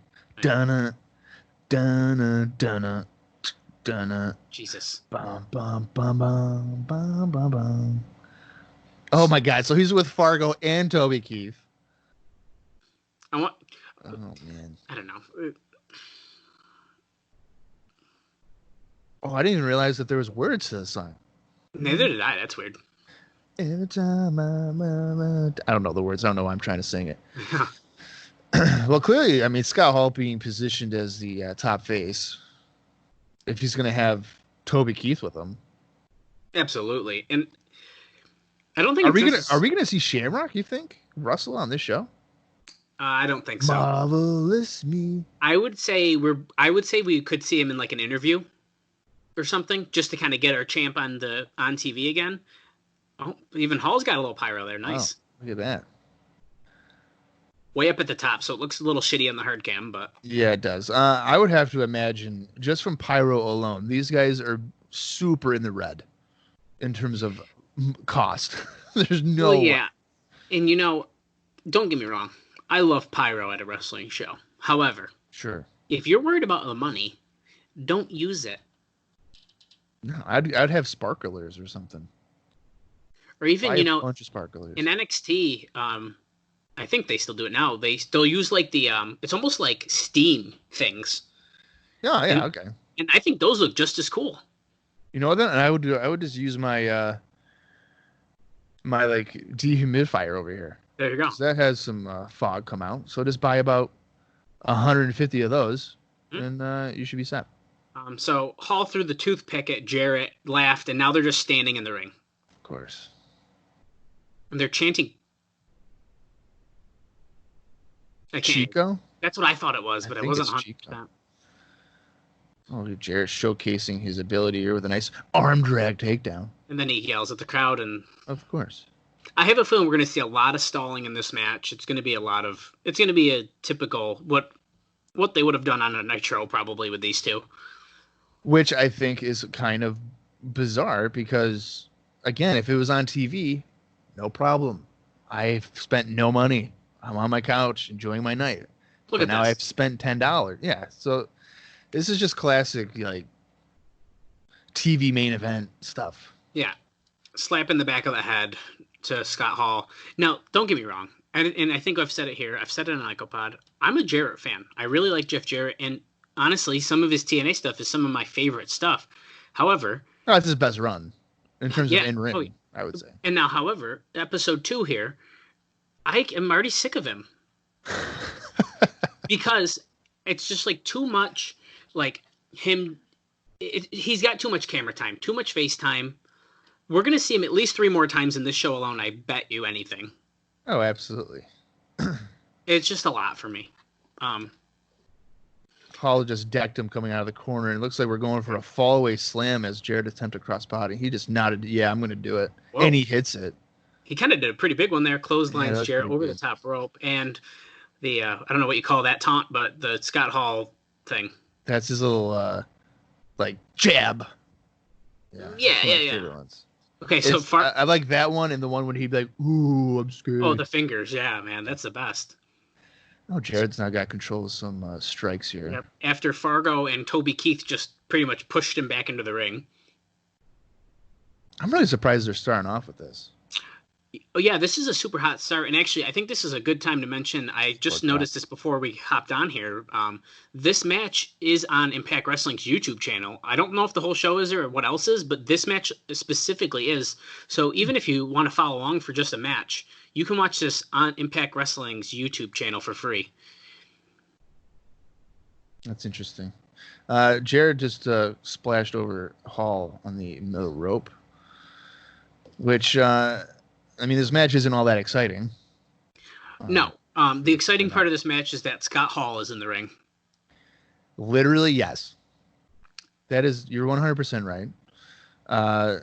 We've been covering these guys with IcoPod as they've been feuding for really all 4 months of 95 so far. So that might also be impacting my kind of like, really, again, I can't escape these guys 7 years later. Yeah, no, that's a really great point. Jared with the sleeper hold. On the back of Hall. He's like literally piggybacked on. Yeah. Yeah. His body weight is off the mat. Fargo looking kind of distressed. It's been like 2 weeks, brother. Like, I don't know why you're so invested in. So that was just really weird. We just had a crowd shot for way too long. Something must have happened. Mind you, that yes, they're doing a sleeper hold. We don't need to see much, but that was a really long crowd shot. Yeah. And so now Hall is down to the ground, passing out. We're going to see the classic arm thing, I'm pretty sure, here. Well, yeah, and then probably Hall would go on his comeback here. Oh, wait. He's hyping they're not back even doing it. Okay, that's fine. I hate that arm gimmick. I never understood that either, but I guess it's for the drama. It's wrestling. Yeah. Hall pushes out and then puts Jared in a sleeper. Awesome. Oh. Back suplex. And they're both just exhausted from right hands in sleeper holds. And I bet you in the main event we're going to be seeing springboard dives and stuff, and they're just going to pop right back up. And these guys are passed out after a fallaway slam and a clothesline. Yeah, that's a really great point. This guy just did a quadruple springboard somersault twisting plancha, and now the other guy's beating him up. Like, what? Such a dramatic cover attempt off of a back suplex. Yeah, that was weird. Good Lord. I mean, that might have worked if this match was going on for 15, 20 minutes, but it's been going on for like 5 minutes, if that. Agreed. So Jarrett keeps going off the rope for a punch, but Hall's blocking him, a couple of his own, and then gets him down with that one. That was a slow discus right hand. Yeah, it was. Clothesline in the corner. Throw him in the other corner. Yep, same thing. Okay. And then another clothesline. 1, 2. Jarrett says, absolutely not. Not yet. Don West, he got him. It's over. Tanae's like, no, man, that's a 2 count. Oh, Hall's calling for it. Is he going to hit the outsider's edge? I don't see it happening yet. Or they're calling it the edge here. Oh, wait a second. Oh, Ron Killings. So they have to. Now, remember, last week we were confused as to, he just text. How's that not disqualification? Wait a second. Oh, shit, Fargo's. Okay, so K-Crush, Ron Killings, saved Jarrett from the edge, and then pulled him down. Jackie Fargo, he hit Scott Hall in the face. There's no DQ. Jackie Fargo fights him off, and now Brian Christopher just ran out here and chased him away, and now we're back to the match. So yeah, did Christopher just come through the crowd? I'm pretty sure he did. There should have been a disqualification, but the ref doesn't seem to care. We got those lax rules as we did in late WCW, where just let them fight. So now that kind of answers our question if there's some kind of alliance maybe between Jarrett and Killings, because in the Battle Royal they purposely did not attack each other. Okay, so Jarrett's going for the going for the stroke, and then he looked over because Toby Keith was late for his cue. Toby Keith low blows Jarrett. Where's the referee? There he is. What? Oh my god. Okay. What was that? They like face planted him down, kind of, and then Toby stayed in the ring as the ref slid in for the count. So we are playing very relaxed rules. Because it looked like the ref ran out with Brian Christopher and Kate Crush, but Hall got the pin off of that, and that's it. You know what? That's the type of stuff that you would see at your local independent show. You know what I mean? Like, it's like Hacksaw Jim Duggan coming out and winning the match with the local celebrity or something. Yeah, so we're getting Mike Tenay says, let's get a preview for the Lingerie Battle Royal. We're getting flashbacks to last week of all the women, Francine, Alexis Lurie, Mickie James, as we know her now. We have Elektra. We know Daphne's in there, and a bunch of girls I've never seen before in my life. Right. And then we're getting a recap here of Elektra saying that Francine can't bankrupt this company like she did with Extreme Championship Wrestling, which I think is an incredible take, that Francine was the reason why ECW went out of business. Yeah, and can we just say it's amazing that Francine did not fall out of that top last week? Yeah. Don West. Oh, no, we don't want this to happen. Is it coming up next year? It looks like it is. It looks like we are going right. Well, who's in the ring? I can't really tell. It looks like a guy. I don't think this is a lingerie. Who's coming out? Oh, wait. Oh, that is a woman. Oh, wait. Oh, no. Oh, yeah. It's time for Cheeks. Oh. 402 pounds, baby. There is no way he's 402. He's heavier than that. Okay, Cheeks. CHEEX, baby. Cheeks. Now, remember, this dude broke the ring on the dark match. Who is he wrestling? I feel bad for the guy that he's wrestling. Yeah, you know what? Why the hell would you put him out here knowing that he already broke the ring in that day? He's dancing. Who's the girl? Okay, so this is kind of weird, Bob. It looks like he is facing Frank Parker, who is... This might actually be the dark match that was listed. I mentioned 2 dark matches on our previous episode, and I think this is that match. Really? Because, same guy. I just checked even this show's card, comparing it to the episode 1, and it's Frank Parker. So this would be the match where the ring breaks, then? Yeah, it seemed like it was. Yep, there's Frank Parker. And apparently the girl with Cheeks right now is named the Brown-Eyed Girl. So the Brown-Eyed Girl. Oh, Tenay is saying something. They've been in a huddle backstage. Is it official? Next week. Okay. Yeah. Brian Christopher and Scott Hall versus K Crush and Jeff Jarrett. I could saw that one coming in a mile away. Right. Which, again, if this was TV, that's exactly how you would build it up. So I'm just going to look at this for a TV sakes and not the sense that I've paid $10 for it. I think if I try to look at it as a TV product, I won't be as critical. I think we need I'm not spending $10 like currently. Can we point out that Cheeks is wearing a women's bathing suit in the ring? I'm pretty sure. What are the chances that he does a stink face? He's got to, dude. I mean, that guy is wider than Rikishi by a mile.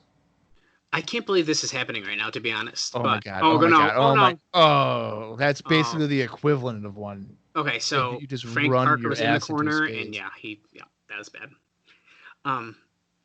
So when they talked about Cheeks in the history of TNA Year 1, Jesus, they showed this clip right there of him running into the corner when they were talking about him breaking the ring. So this all makes sense now of why this match is potentially the match before they technically went on the air. That's kind of weird. Oh, who's this? That is Alicia. Talking to JB. Now, last week she was talking to Slick Johnson. Hmm? So in 2 weeks, she's trying to get money from 2 different guys. Interesting. Borat's just like, get out of here. No, will you stop?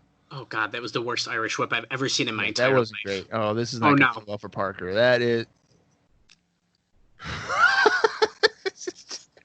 He sat down, but like barely sat down.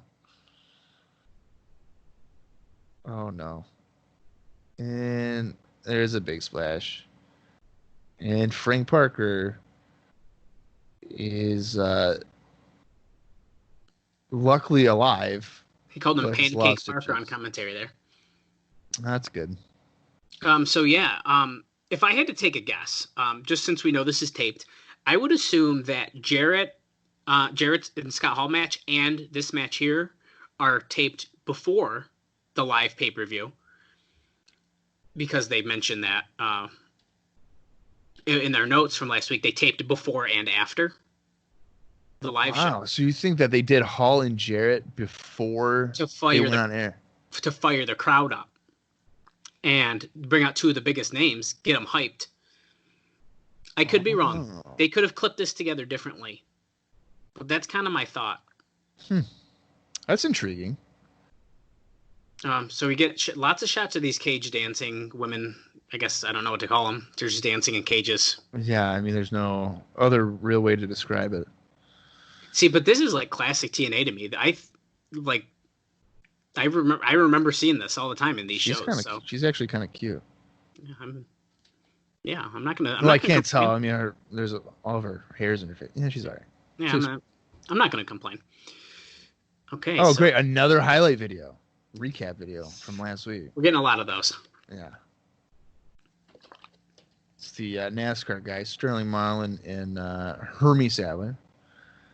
This must be leading into Christopher and Crush, I'm assuming. It's got to. Watch it be the lingerie battle royal. Makes no sense. We need some more wins. Gotta keep on winning in a circle. Yeah, I don't blame him though. Yeah, I'm sick of hearing about race car drivers too. Truth, man. Yeah, I think Truth is babyface here. You got no damn business being inside the wrestling ring. I'm a fan of Ron Killings. I am too. I think we mentioned before, like, we have a better appreciation for him. Oh, absolutely. And I didn't really know who he was in my early TNA fandom, but now learning who he is now, and like, that dude's first off hilarious, but he's super talented. He's good in the ring. He can talk. Yeah, I want to say that before, like, or during this time, and even afterwards, like, I think before he went to WWE the second time, I wasn't a big Killings fan. I don't know why I didn't. I just thought maybe he was kind of boring.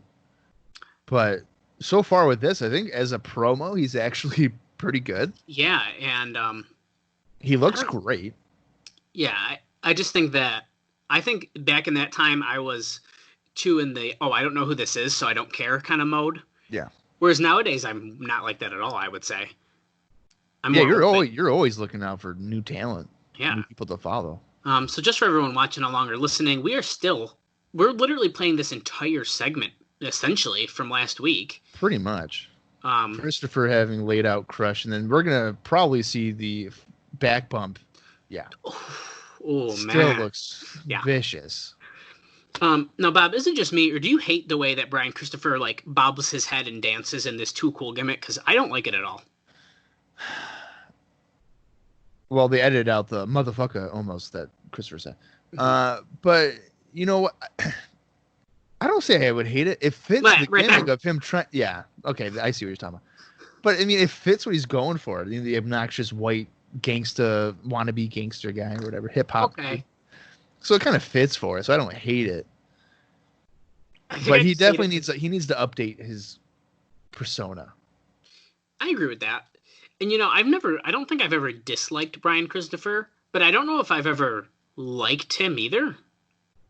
Okay, so I've enjoyed a really odd song, and he's dancing. Yeah, I don't know if this is. I would assume music sounds like dubbed over. It's weird. Now if there is music, these are the original. Yeah. Play. Like, this isn't, again, it's not Impact Plus or anything. These are the original, so it sounds dubbed over though. If we listen to this on Impact Plus, I'd be like, Bob, they edited a song because this is really interesting. I'm surprised it's not one of his rap songs. I wonder if they just didn't want him to do that right now, or because he does his own music. Right. He writes it and stuff. I mean, sure, his lyrics are literally just "What's up, what's up," but it's a catchy song. What's up? What's up? What's up? What's up? Okay, so he's coming out with Hermie and I don't even know, Hermie and Marlin or whatever their names are. I was just saying "What's up," and my Alexa goes, "What's up?" Ask me what my favorite app is. It's ridiculous. No, I didn't say anything about Alexa. Turn off. What the hell? It was starting to give me Houston real estate news. That's awesome. It makes no sense. Oh my lord. Oh, okay. He's still like dancing and stuff around the ring, and he's also with Hermie. Yeah. And Sterling. Oh my god. All right, so we've done that twice now. And we're seeing our first instance of someone wearing the same exact outfit they had last week on, which is one of the race car guys has the same blue polo on. Yeah, of course he does. Yeah, Yep. Sterling.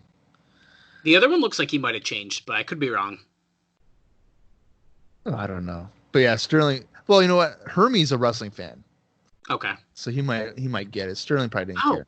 Oh, Wait. he just whacked his head on the Yeah, mat. he did. So Christopher was taunting on the top rope, and then K-Crush went up behind him and hit him, and he fell back and kind of got whiplash. Now notice K-Crush does have different pants on. I mean, some of these guys really thought about this, and I think that's just like on tape shows. I think that's awesome to realize, hey, they're gonna see me twice, 2 separate weeks. I need a different attire.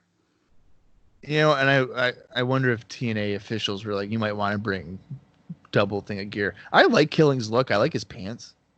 Oh yeah, I like those a lot. Neckbreaker by Christopher. Now I wonder if we're gonna see a level of burnt out with the crowd, because nice bulldog out of the corner. I mean, you're seeing essentially almost 4 hours of content. Mm-hmm.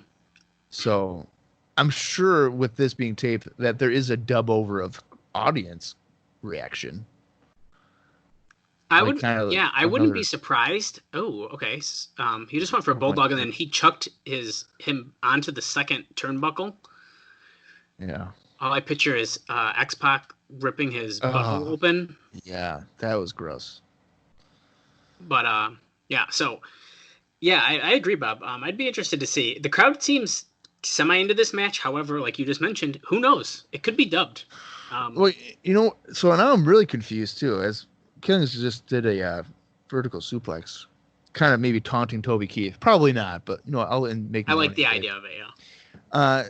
So like next week it's the tag match, but then the guys involved in the tag match just had singles matches on this show. Yes. That seems kind of backwards to me. Like you would do the tag match first and then do singles matches with the people that have their issues. I would say the weird part. Well, yes. Okay, that's a really great point. And I know what you mean. The weird part to me is we already saw these guys fight. Why do we need to see it again? Yeah, right. Yeah, that's what I'm getting at. If this week was the tag match, or if they like shuffled it around where like next week is the tag match, and then like after that, then you do your singles matches with the people that have their issues. Yeah. But now we've already gotten essentially the blow off of the two singles feuds or matches at least. Yeah. So why would I care about the tag match? What a great question.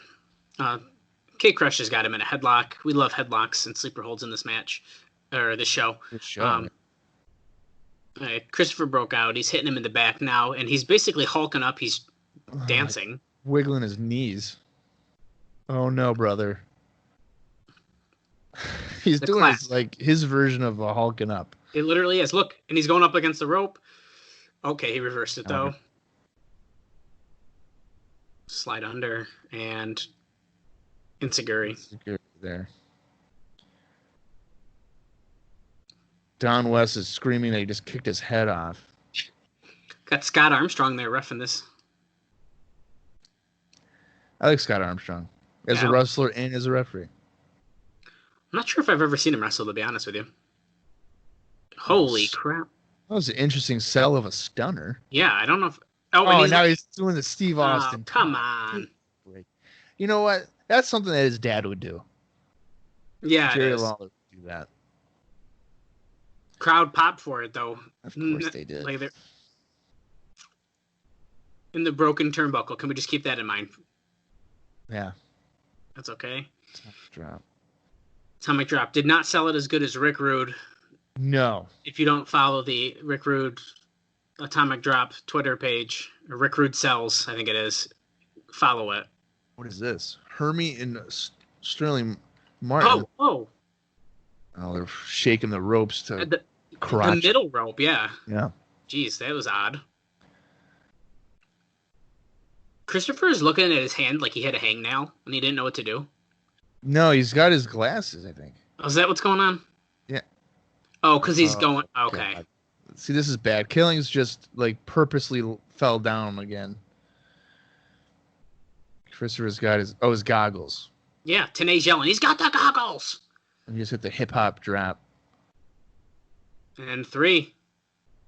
All right, so basically, this is our third match now. So 2 of the matches are pretty much identical in the sense of the babyface comes out with a celebrity, and then they help him win the match. Yeah, that's a really great point.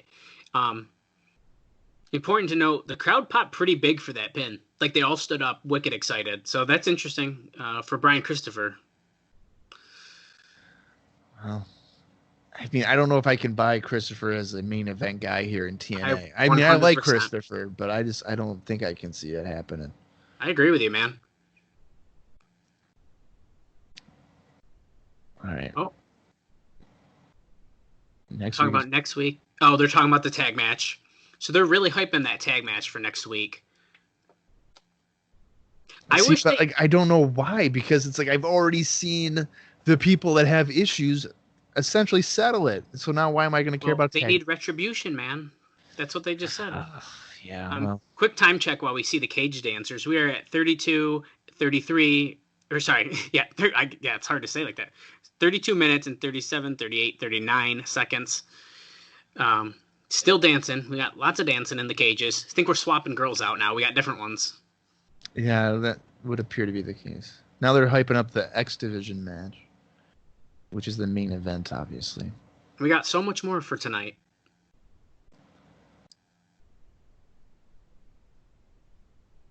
The lingerie, I think, is coming up. That's what Ferrara cares about. Oh, here we go. Yeah, cool. All right. How much skin are we going to see here on pay-per-view? TNA, baby. This is what it's all about. I think this is an excellent moment to mention that there's, that rumor wasn't in the Observer at all, but I think we've all heard the rumor that they wanted to name it TNA for some obvious reasons. Right. And make it more adult pay-per-view. Obviously, that's not why it's called TNA. And honestly, I think that's just a lot of rumor. I don't know if that's actually pretty accurate or not, but I think it's kind of accurate. It could be. And then especially if Russo's involved. I mean, tits and ass. Give me a break. Yeah. What the world? That is not Francine. Wait a second. They're saying it on the headset. That's not Francine. Jeremy's just a little nervous. Yeah. They just made a erection joke. Of course they did. They said it was like Tyler or something. Okay, so JB is not paying attention. Because there's Francine. Yeah, that is Francine. They are all wearing like pajamas. Pajamas. I'm assuming they're going to be stripping off or something. Or is this their line? No, they got to be like stripping it down. So they're either going to take it off for the match or they have to take it off to lose the Battle Royal. Oh, God. This is going to be an absolute nightmare. Wait a second. The fact that Borash doesn't know who he's introducing is not. Here's Daphne, who had a short pink wig on last week and now has very long hair. Interesting.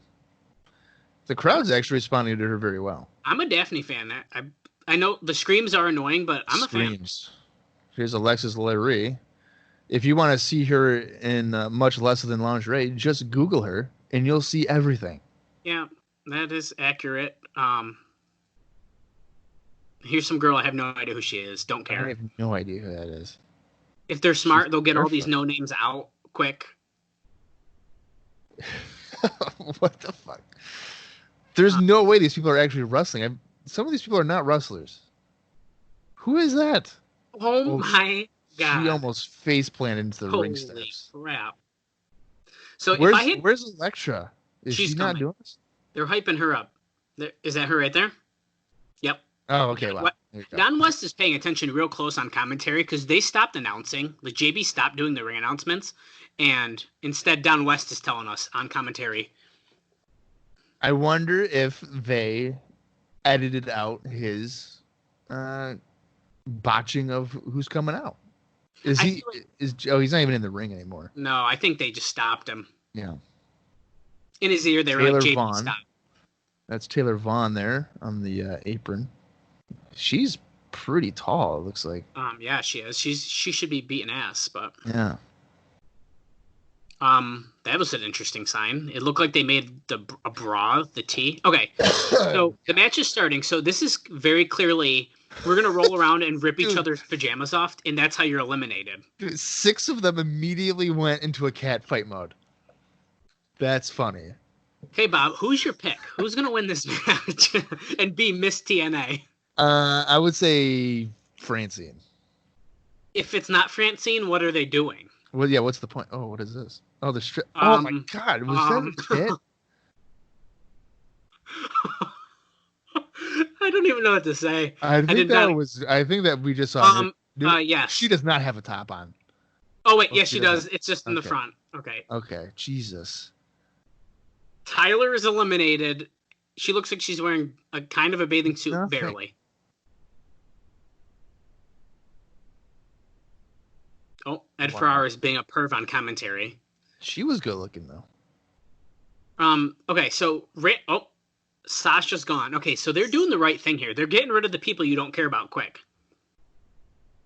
Well, I mean, we don't even. Yeah, there's no way that they're actually. There's another. Who's that? Aaron. They got first names. That's it. Yeah, that's how you know they're not. They're not. Oh, yeah, Ed Ferrara is a perv on commentary. She's running. Stop talking. She's running. All right, so I think the rest of these girls are in fact actual wrestlers. Maybe is Taylor Vaughn? I don't know her. Oh, maybe not. Or Jody. I don't know who Jody yeah. is. I don't think Taylor Vaughn before this was a known wrestler. At least I don't know. So Bob, since you said Francine, I think I gotta switch. I think just so we have some little opposition. I was gonna say Elektra. Now I feel like it's cheating because what's happening, but yeah. Well, I was gonna say Francine is getting triple teamed. Oh, never mind. This is dumb. I can't choose against you now. It's not fair. So Francine just got eliminated. I'm assuming. Well, hang on, her top's not off. She's still. It's coming off. All right. Oh boy. Oh my God! Holy side boob. Yeah, you got to cover up Francine. Oh, she's crying. She's really upset. Well, you know what? They picked Francine over Shane Douglas, and she is she made it to the last 6. Jody lasted longer than Francine. Are you That's kidding what I'm me? saying, dude. She just helped her take off all of her clothes. Give me a break. You know who else I could see winning this? Taylor Vaughn has been kicking someone in the corner for the last minute and a half. Okay, so yeah, I know. Yeah, that's a good point. If you notice, Francine is not leaving. Well, they're focusing on her a lot. Why is she crying? This is not that big. She's really upset. This is not that big of a deal. Oh, Ed Ferrara's over there. She's just yelling, "I lost." Okay, that's super inappropriate. He's groping Francine. Grabbed her boobs. So he basically just picked Francine up by her boob, which is not appropriate. And bro, what is going on right now? Really? Bob, go ahead and explain to us what's going on. I knew that was gonna happen, but they were just teasing that Francine was gonna give him a blowjob on the pay-per-view in front of thousands of people. That is ridiculous. Of course, she said, she didn't say it. She low blowed him, and then is now whipping him with his belt, and he is begging off here as she just beats and out. people are getting eliminated, but we don't know who. Okay, so it looks like we have 2 left now. Is that Elektra and Taylor Vaughn? Yeah, that's Elektra and Taylor Vaughn. It's Taylor Vaughn. She's got it. I think Taylor Vaughn's about to win this. You know why? Because she's tall and blonde, and that's what they're going to want to do for whatever reason. That seems like the typical, like, diva thing that people like to go for. Okay. So that was weird, though, that they put such a... She's just choking her. That they put such a focus on what Francine was doing to Ferrara, and then we missed 4 people getting eliminated. All right. So, yeah, Taylor Vaughn won. I don't like that they didn't even, like, she's fully closed still. Why couldn't we have at least a close call of that? Like... Right. Well, I guess she dominated it. Oh, wait. Here comes Francine. Wait a second. Francine put the top back on. Yeah. Oh, okay. So here you go, Dallas. That's what you wanted to see. Here's Taylor Vaughn in her undergarments. Oh, Francine's got Ed Ferrara's belt low. No. What is she going to do?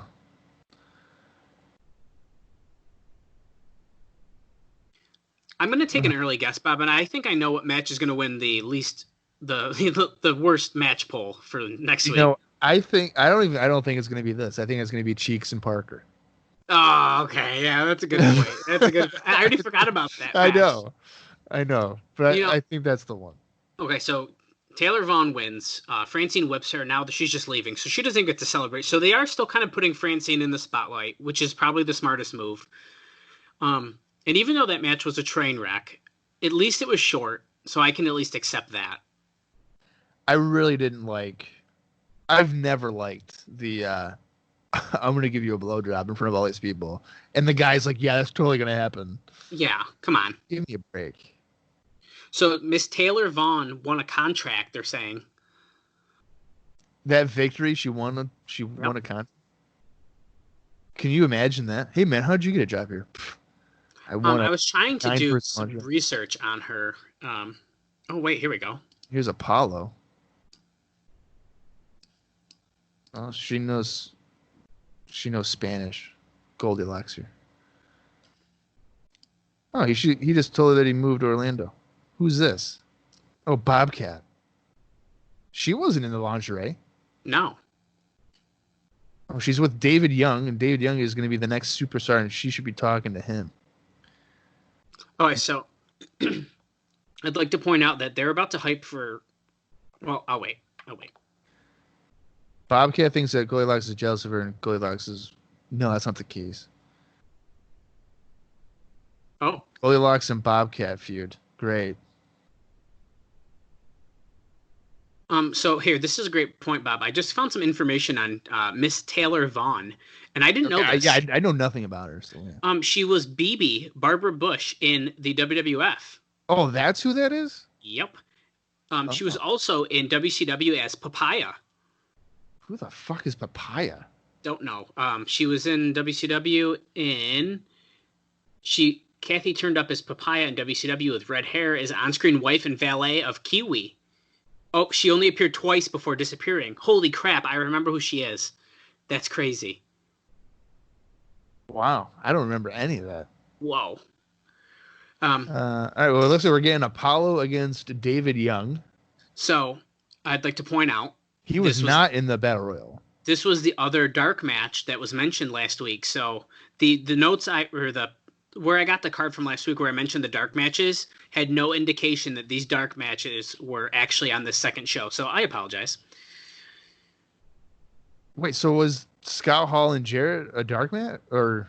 So it was not listed as one. Only Cheeks versus David Young and Frank Parker. And in this match, Apollo versus David Young were listed as dark matches for the first pay-per-view. So, I didn't realize they were on this show. So, I mean, I'm kind of familiar with David Young. He looks significantly smaller in a good way. Is he more of like an independent kind of guy, or?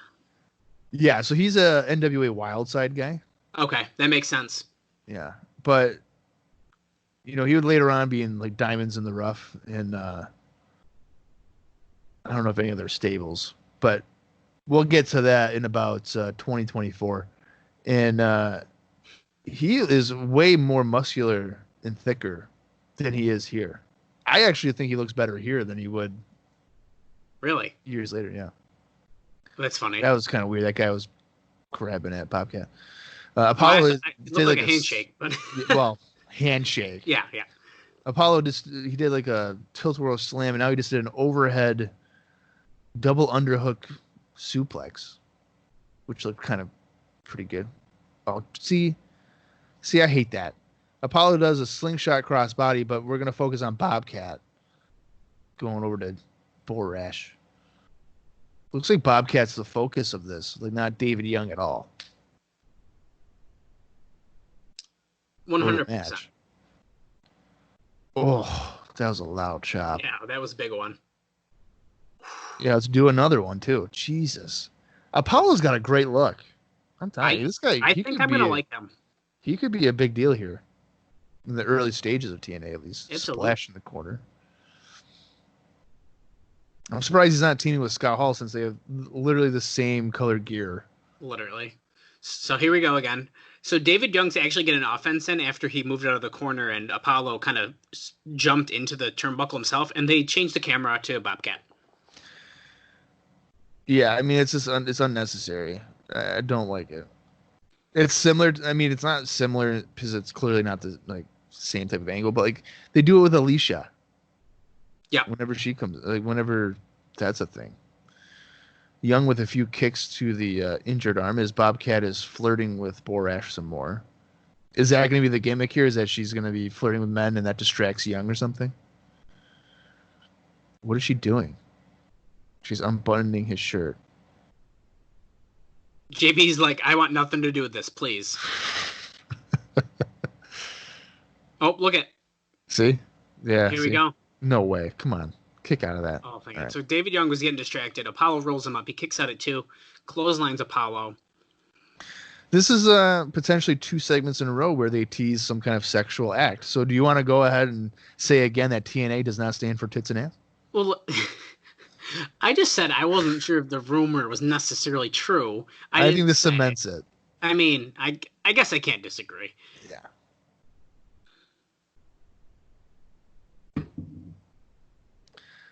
Oh, she's giving him a lap dance over there.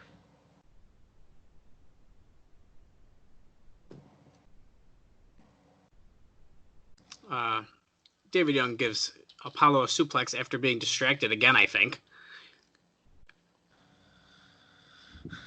So he kicks out at 2 again. See, now if I'm watching this, knowing I spent $10, and I know I said I wasn't going to do this, but I am going to, I guess, still do it. I'd be a little annoyed. This is a filler match. Yeah, it really is. But you know what I'd be more mad about was that Cheeks match, to be honest with you. Well, yeah. Well, yeah, because, like, yes, this match, they had, like, a very quick interview segment that was kind of, like, just there. Well, it gave it a purpose, I guess. But the purpose of that was like Bobcat and Goldilocks. Yeah. And this whole segment's really just Bobcat flirting with Borash, and that's kind of what they're caring about. Oh man, Apollo with a tornado DDT. Not out of the corner, I want to point out. Usually that's out of the corner. He did like a springboard, I guess, or pushed himself off the middle rope.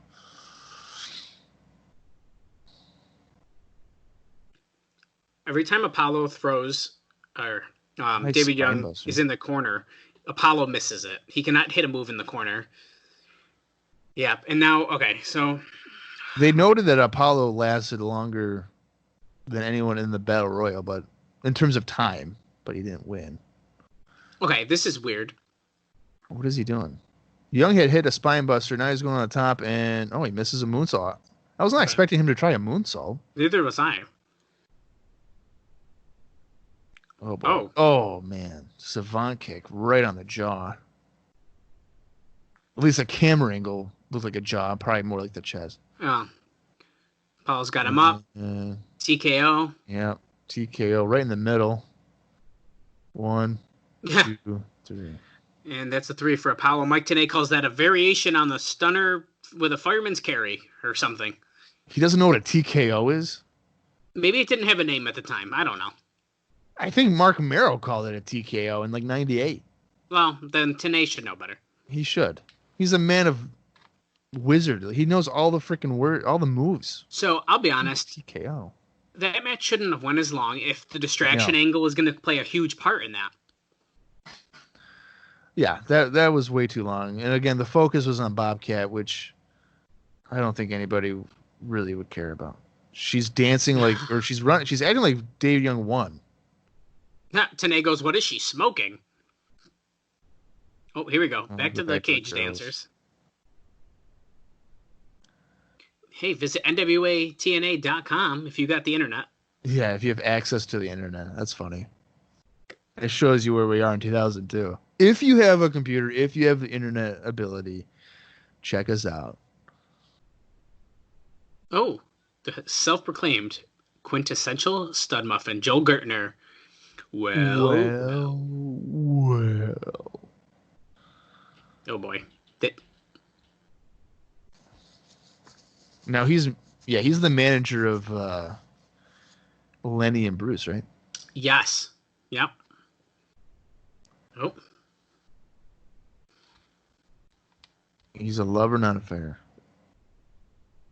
Never needs a rider.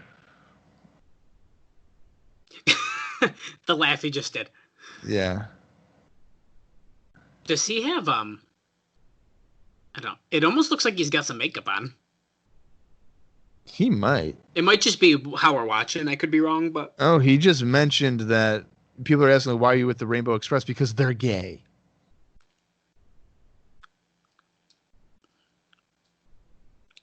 He just said that he's not gay and that 90% of the people in the audience probably aren't either. What the fuck? So,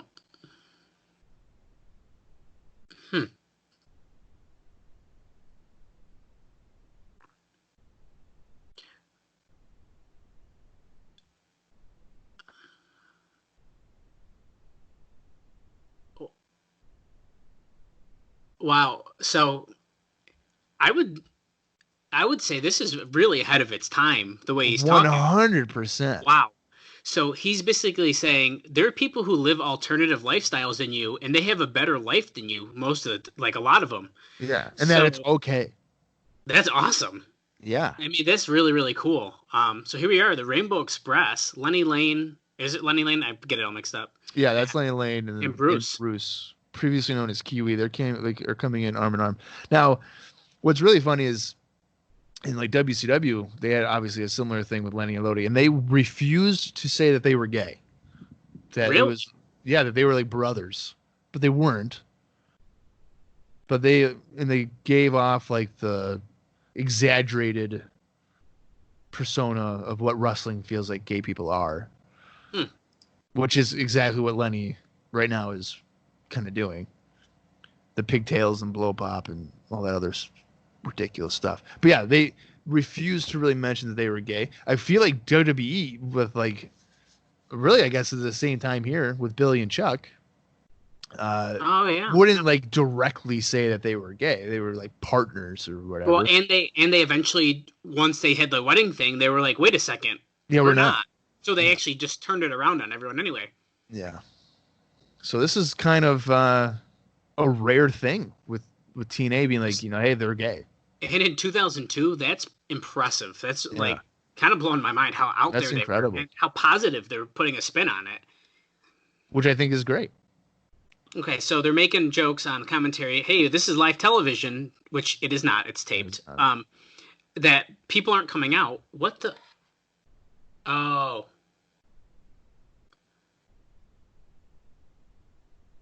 So we got the. So they were supposed to wrestle the Depp brothers, but they don't want to wrestle people with alternative lifestyles. He's basically saying we're not doing it. Get the fuck out of here. Get the fuck out of here. Get the fuck out of here. Bro, okay. Let me Go just ahead. describe this for you real quick. So the or not the Dupp brothers are like, we're not going to do it. Goldilocks is there, by the way. Okay. Goldilocks then For no reason. walks to her left. Bill Behrens is standing there. There's James Storm and Chris Harris, and he's like, guys, you're not going to believe this. The Dupp brothers aren't going to wrestle. You could have thrown a tissue, and it would have hit Storm and Harris. They could have easily heard what just happened. And Behrens is acting like no one was around. So They're right next to each other. that was absolutely ridiculous. But really cool to point out here, James Storm and Chris Harris teaming up for the first time, I believe. I believe so. At least in TNA, obviously. Oh, absolutely. Yeah. Who obviously will be one of the greatest tag teams really in company history. And they're just coming out fighting in jeans. Yeah, Barron said that they didn't have time. They couldn't get their gear.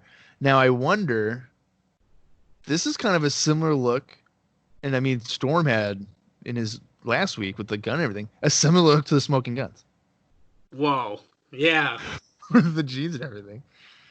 Lenny with a tornado DDT on Storm. Am I wrong to say that they do wrestle in jeans at least a couple times, don't they, after this? I could be wrong. I don't know. I don't know. I won't know that until I feel like that's a familiar look to me, but I could be very, very wrong about that. Yeah.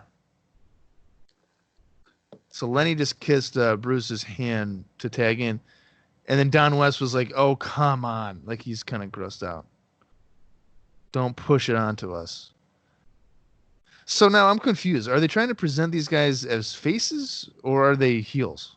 They're definitely heels, especially I feel like with Joel Gertner. But the way they were spinning it was very interesting of like they're spinning the lifestyle or, I get quote lifestyle, in a very positive light. However, the way Joel is talking, like, oh, they live a better life than you guys. Okay. So that's how they're tying it in. Okay. Look at this. What in the world is going on? Oh, Lord. All right. So Bruce is ramming Storm's head into the canvas, but Lenny was on his knees. So it looked like as if Bruce was ramming Storm's face into Lenny's groin. Yeah. Suplex. I love Lenny's hair, by the way. I think it's hilarious. Yeah.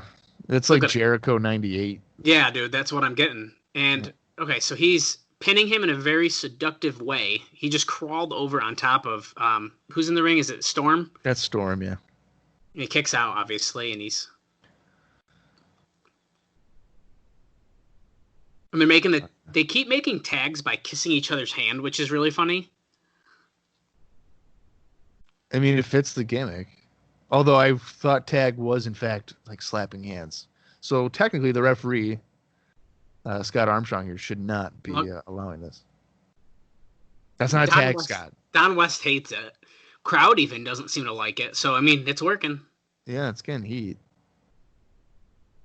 Oh, he holds himself against the rope. Storm goes for a drop kick and misses. Lenny is putting him in the Lion Tamer. I was going to say the Lion Tamer. Yeah, Boston Crab, whatever you want to... Oh. Tanae just called it something and I missed. I think he said Lion Tamer. Or did he say Lenny Tamer or something? Oh, maybe. Tiger Tamer, he just called it. He called it a what? Tiger Tamer, it sounded like. Tiger Tamer. Whatever. All right, Storm is getting fired up here. Looks like he's trying to make a comeback. Just a time check here. We're at 59:20, so just about an hour in. Again, I mean, it's a relatively quick hour so far. Yeah, I think for sure. Here comes Bruce and Harris. Bruce misses. And honestly, this second half of this is, I think, really going to pick up. And it's starting, honestly, this match isn't bad so far. Compared to a lot of the first hours worth of matches were not really anything special. Right. And we got the X Division to look forward to, so I'm excited. And I think, like you mentioned, this is, I think, a really important segment because it is the apparent formation of Harris and Storm as a tag team. And obviously, for the next 5 years, these guys were a staple of the tag team division. So it's kind of cool to see, like, the beginning of it. Yeah. Whoa. I don't even know how to describe that. It looked like Lane was going for like a slam, and Harris rolled through into a cover, but he kicked out, Yeah, backslide pin, yeah, kicks he out. countered with inside cradle there. Yeah. There you go. Up against the ropes, hold them. Oh. What is it? Oh, Bruce is on the apron here, and Harris kicks out of a pin. Lane collides with Bruce, and that gets the 3 from Harris. That was pretty obvious from Bruce just randomly kind of getting on the apron there. Harris is super pumped that they just got the win. And yeah, this is the first of many, many times we are going to see these two tag. And I think it's going to grow. It's going to be really cool to see this team start from the beginning. Yeah. Now, it's important to note that for a while here, Chris Harris was kind of seen as the guy of the two. So it'll be kind of interesting to see how that progresses along. And I think that he's got a better look. He's in better shape than Storm is here. Also, Harris knew Jarrett from WCW apparently late. WCW, like they crossed paths and stuff. So, well, and I mentioned that Storm had been there in the spring, but it was a really short time. Harris was there for almost all of 2000 and all the run in 2001. So yeah, he was probably more familiar with them. Yeah, very interesting. Yeah, and you know what? I'm kind of for the Rainbow Express too. I don't mind the team. I like it. No, I think they're fine. I mean, Bruce is a solid wrestler, I feel like. Well, it's nice to see Bruce do more because as Kiwi, it was kind of like... Kiwi was all gimmick. Okay, so Steamboat's out again with the referee shirt. Is he doing another referee spot? I'm not sure. He's like, hope everyone had fun tonight. And then we cut to awkwardly spliced in crowd shots. That's what that was all about. So, wrestling fans around the world in Huntsville, Alabama. Oh, he's introducing the new NWA Heavyweight Champion, Ken Shamrock, baby. Okay. Which is, the crowd saw him win. Dude, Don West is going insane right now. Ken Shamrock! Freaking out. Oh, my God. He has a Shamrock shirt on. Yeah, not like his shirt, but like, is it maybe his? Yeah, it could be his. I don't know. He opened the show in that shirt last week. Oh, okay. Shows how much I pay attention. I was hoping he had the belt upside down. I love it when wrestlers hold it upside down. It's so funny. And I also think it's hilarious that Steamboat is now a guest interviewer in his in the referee shirt, though. I don't like, come on.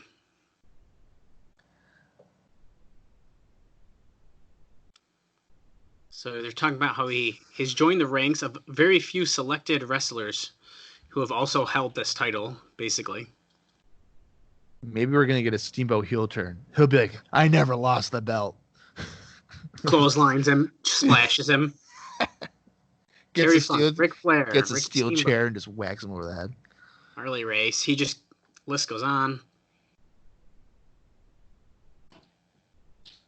Oh my God, Shamrock's nose is so crooked. It's probably been broken like 900 times. Actually, yeah, it is really. I didn't know if I noticed that. Holy smokes. I'll tell you what, Ken Shamrock with those sideburns is awesome. Well, you know what? I certainly wouldn't tell him that he looks horrible. No. He said he's going to defend the belt with honor and pride. What is he? This isn't Ring of Honor, Ken. He's been to Japan. He's all over the United States, Puerto Rico. That's where he's going to go. Puerto Rico, Apollo. Oh. Ken Shamrock's also wearing slide sandals in the ring, which is hilarious. Meanwhile, like on Raw or something, or SmackDown, you got guys coming out in suits, and they're all kind of... Yeah. He's got flip-flops on. So, Bob, do you want to take a bet that Malice is about to come out here and beat his ass? I was going to say the new church. All the new church, for sure, yeah. Here we go. Look at that. Jim cute. Mitchell, baby. Excuse me. New church music hits. Oh. Oh, yo. Or is he Jim Mitchell here, not James? I don't know. I think he's It Jim. doesn't matter. Same guy.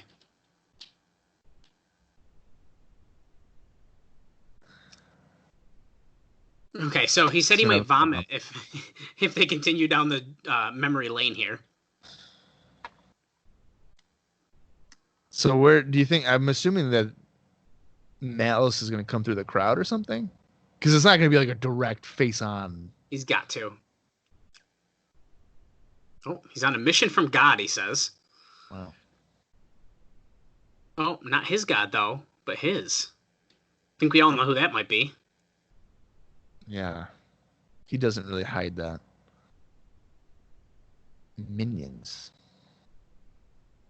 He's disciples of the new church. It's a weird camera angle. It's like the camera's on the ground. Yeah. Like someone forgot and left it on. So Shamrock's like, okay, come on.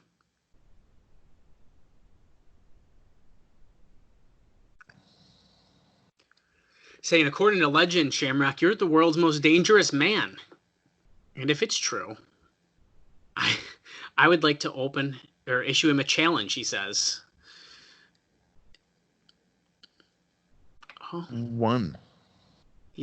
He dares him to face one disciple of the new church and to defend the title next week.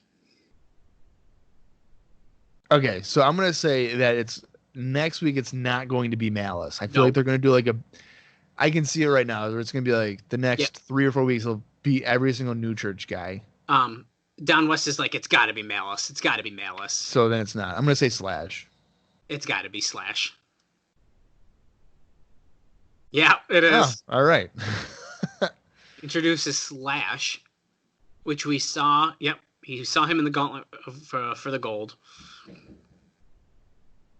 All right, so for next week, then, the title match is Shamrock and Slash. That would not make me want to buy it. Nothing against Slash, but come on. Oh, wait a second. Oh. Shamrock says, instead of making it next week, he's going to lay it right here. Uh-oh. Oh, here goes Malice. He's right. I knew it. Standing behind Malice. Shamrock, by the way, is going to fight in sandals. He's like, come take the belt. I'm in sandals. You could probably knock him out. There's Malice grabbing him for the choke slam. Here we go. Yeah. Oh, and down. Huge choke slam. Nice choke slam. Steamboat's not. He's like, is this a match? Should I count 3? He doesn't know. He's going to pull him off. Malice should choke slam Ricky Steamboat and then break his back again. All right, here we go. Officials, Rudy Charles. And other security guys come in here to pull Malice off of Shamrock. Oh, my God. Oh, God. Oh, man. Malice is chucking these guys around the ring. Rudy Charles just bounced off the ropes. Dude. Like neck nasty. First. Oh, man. Oh, they did call him James Mitchell, by the way. He just shoved Steamboat into the ropes. That was kind of dangerous. He says, leave him for next week. It's Malice. So he calls Malice off, says to stop. Malice rolls out of the ring. New church music plays. Slash is laughing. Ha ha ha. Okay. All right, so Shamrock and Slash is next week? Ugh. That's a weak title match. Especially, again, when it's paid programming. You have to pay to see it. Am I going to pay to see Shamrock and Slash? If that's like the main draw? I think the main draw is really the tag match now. Oh, it definitely is. But I guess I could see people wanting to pay just to see Shamrock wrestle, though, to be honest. Would I? No. But I don't know if Shamrock is really that big of a name. We might be giving him too much credit for like people being like, "Oh, I want to see this guy wrestle." That's a really great point. So we're getting a flashback to the 6-man tag that the first match to Flying Elvis Impersonators versus Low Key, Jerry Lynn, and AJ Styles. I did ask on social media what everyone's favorite Elvis song is. No one answered. So maybe nobody likes Elvis. I mean, I'm not a big fan, but that's okay. This was a super fast-paced match. Bob's favorite stuff was happening, and a lot of no-sell pop-ups. Meanwhile, a back suplex with Jarrett and Hall is gonna knock you out. Which makes me wonder, like, how do you do that? And then, like, these guys aren't in the main event. Because clearly they can absorb more than anybody else. Yeah, so a good point, too. That's definitely a good point. I think as we continue on, I think really the X division, the X title, is really what's going to keep people coming back to TNA and keep wanting to watch. Like, okay, I'll pay for that because that match is going to steal the show. Well, it's the foundation of what WCW was in the Monday Night Wars. Like, yeah. Sure, seeing Hogan stuff was great, but you want to see what Rey Mysterio Jr., Hooven Dude, and Kidman and all these guys are going to do. Until they fuck that up, too, somehow. Well, of course. We can only have so many good things. Yeah. More cage dancers, baby. More controversy in the X division, we just heard. Oh, see, now that's a valid point. Thank you, Mike. Today he agrees that the Flying Elvises are not involved in this X Division thing when they defeated 3 of the dudes in it. Yeah, that's pretty bad. Yeah, so it makes no sense. That's hilarious that they addressed that. Wow, we're getting a lot of dancers while they're talking right now. That just took a while. Fill time, brother. Oh, here we go, baby. NWA X Championship. All right, so this must be at least a half hour because this is we're 1 hour 11 minutes or 1 hour and 12 minutes in. So usually these shows are about an hour 45, so we're looking at about a half hour, not including the. Here's AJ Styles with an awful theme song. This is not good. No, this is not his iconic TNA theme at all. The crowd is very quiet. This has got to be what closed it out for them, so they're probably dead. Absolutely. And from Mexico City, Mexico. But they also probably don't really know who AJ Styles is. True, and which is probably why they had to add this guy, Psychosis, into the match. Former WCW Cruiserweight Champion, Mike Tenay reminds us. But you wouldn't know that because who knows what Psychosis really looks like without his mask, and who cares? Well, you know what he looks like right now because he doesn't have a mask. Well, I'm saying, like, the mask, though. Come on. And here is Low Key. 4-year pro at this point, they say. Since 98? I guess that makes sense.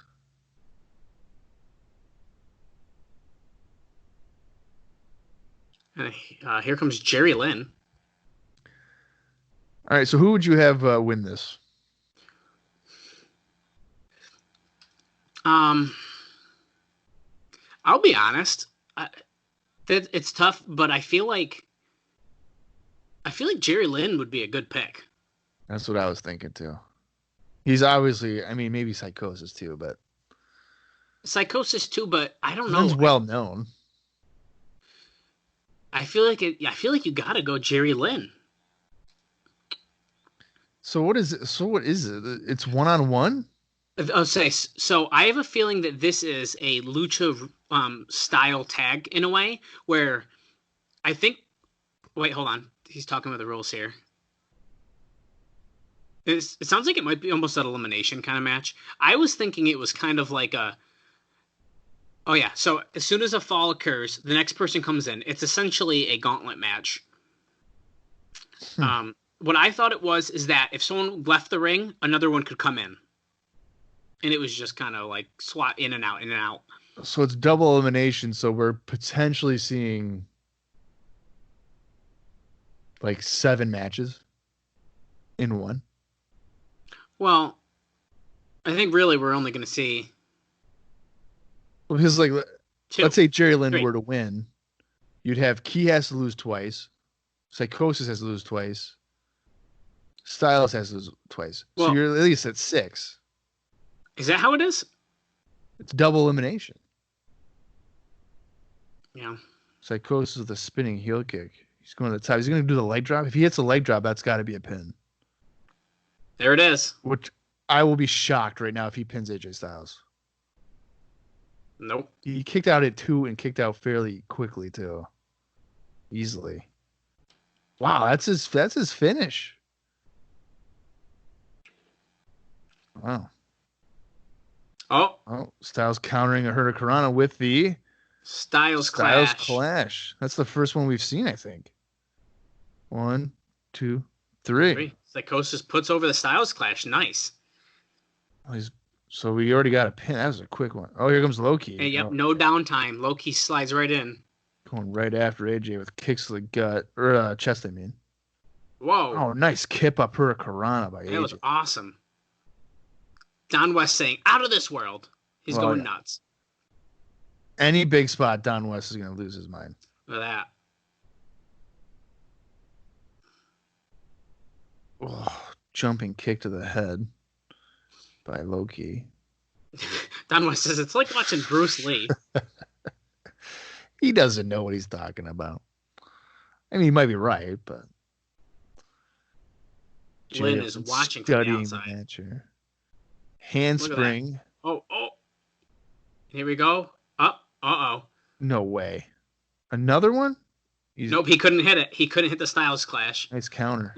He jumps over, kicks him in the back of the head, yeah. And oh my God, dude. He almost impaled him on a ring So post. he just launched him over the top turnbuckle, and Styles basically hit the post, and look at my God. What is happening? Okay. He's got a dragon sleeper, but that torqued his neck so bad. Dude, Loki just grabbed Styles from the top rope, twisted him into a dragon sleeper that they backflipped off the rope, and he basically almost ended AJ Styles' career before it started. Oh my Lord. Styles with a suplex and dropping Loki over to the apron. Loki hits him in the gut.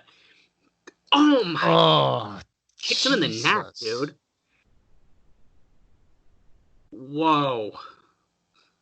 Holy shit. Loki does not give a fuck. And Loki up in the top rope looking like he's going to hit a moonsault potentially. And nope, it looked like a Phoenix Splash. Yeah, that was a... But he landed on his feet. Styles coming with a huge clothesline. Yep. Going for a German. Oh, nice. Whoa, that was awesome. Rolls through, picks him up again. Oh, wheelbarrow Like face buster. slam. And he pins him. Wow, all right. 2 for AJ Styles. So and now here's sliding Jerry Lynn.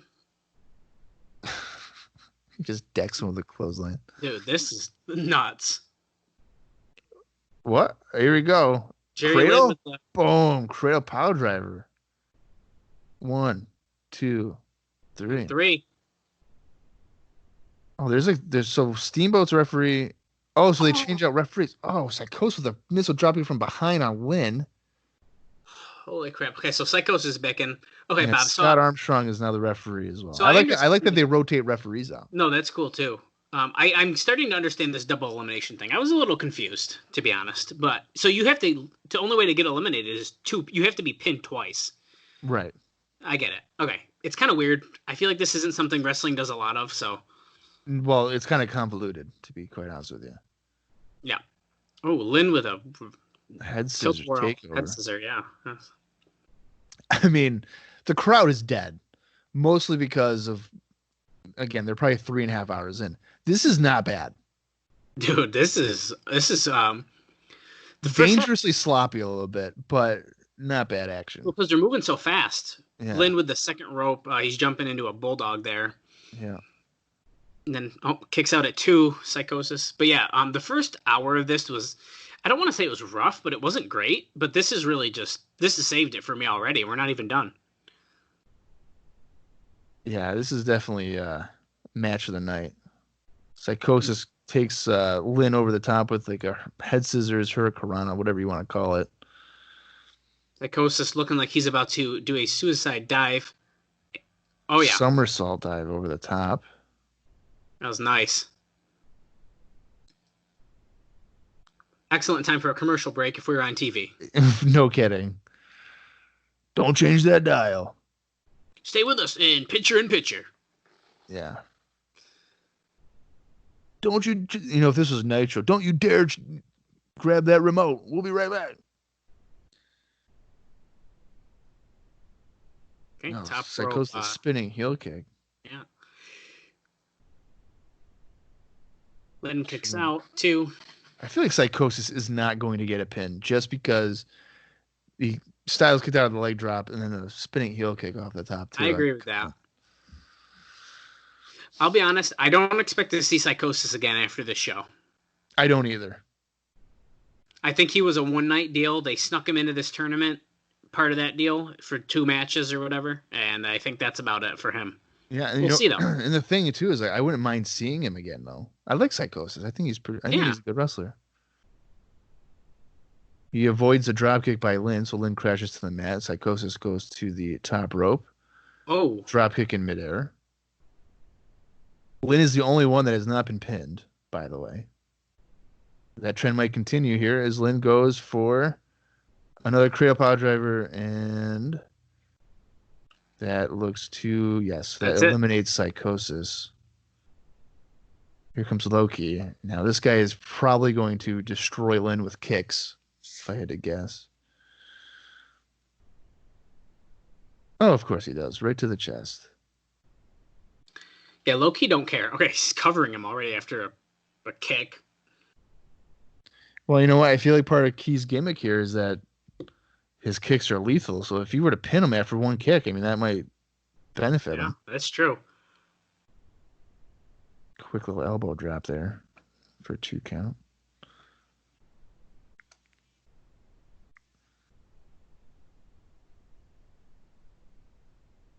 Just right hands in the corner. They're really putting over Key huge on commentary. Yeah, they are. Could you see Loki as being, I guess, kind of judged by how he's been presented these first 2 weeks, as like a cornerstone for TNA? Absolutely. Could you buy him as a potential challenger for Shamrock? Okay, so I want to say yes so bad because he's clearly a badass. Yeah. Here we go. Look at it. Top rope Hurricane Rana to Lynn. Roll through. Lynn is pinning Loki. Kicks out at 2. And Lynn's up quick. So I want to say yeah, though, because he's such like a badass. I think if they build him up enough, I don't see why not. Especially with, obviously, Ken Shamrock's mixed martial arts experience. Key has that kind of style of the strong style, hard-hitting kind of feel. Yeah. I think it'd be very interesting to see. The problem is that Loki is much smaller. Yeah, but you know what? If you kind of promote the kicks strong enough, I think I could work. Totally see like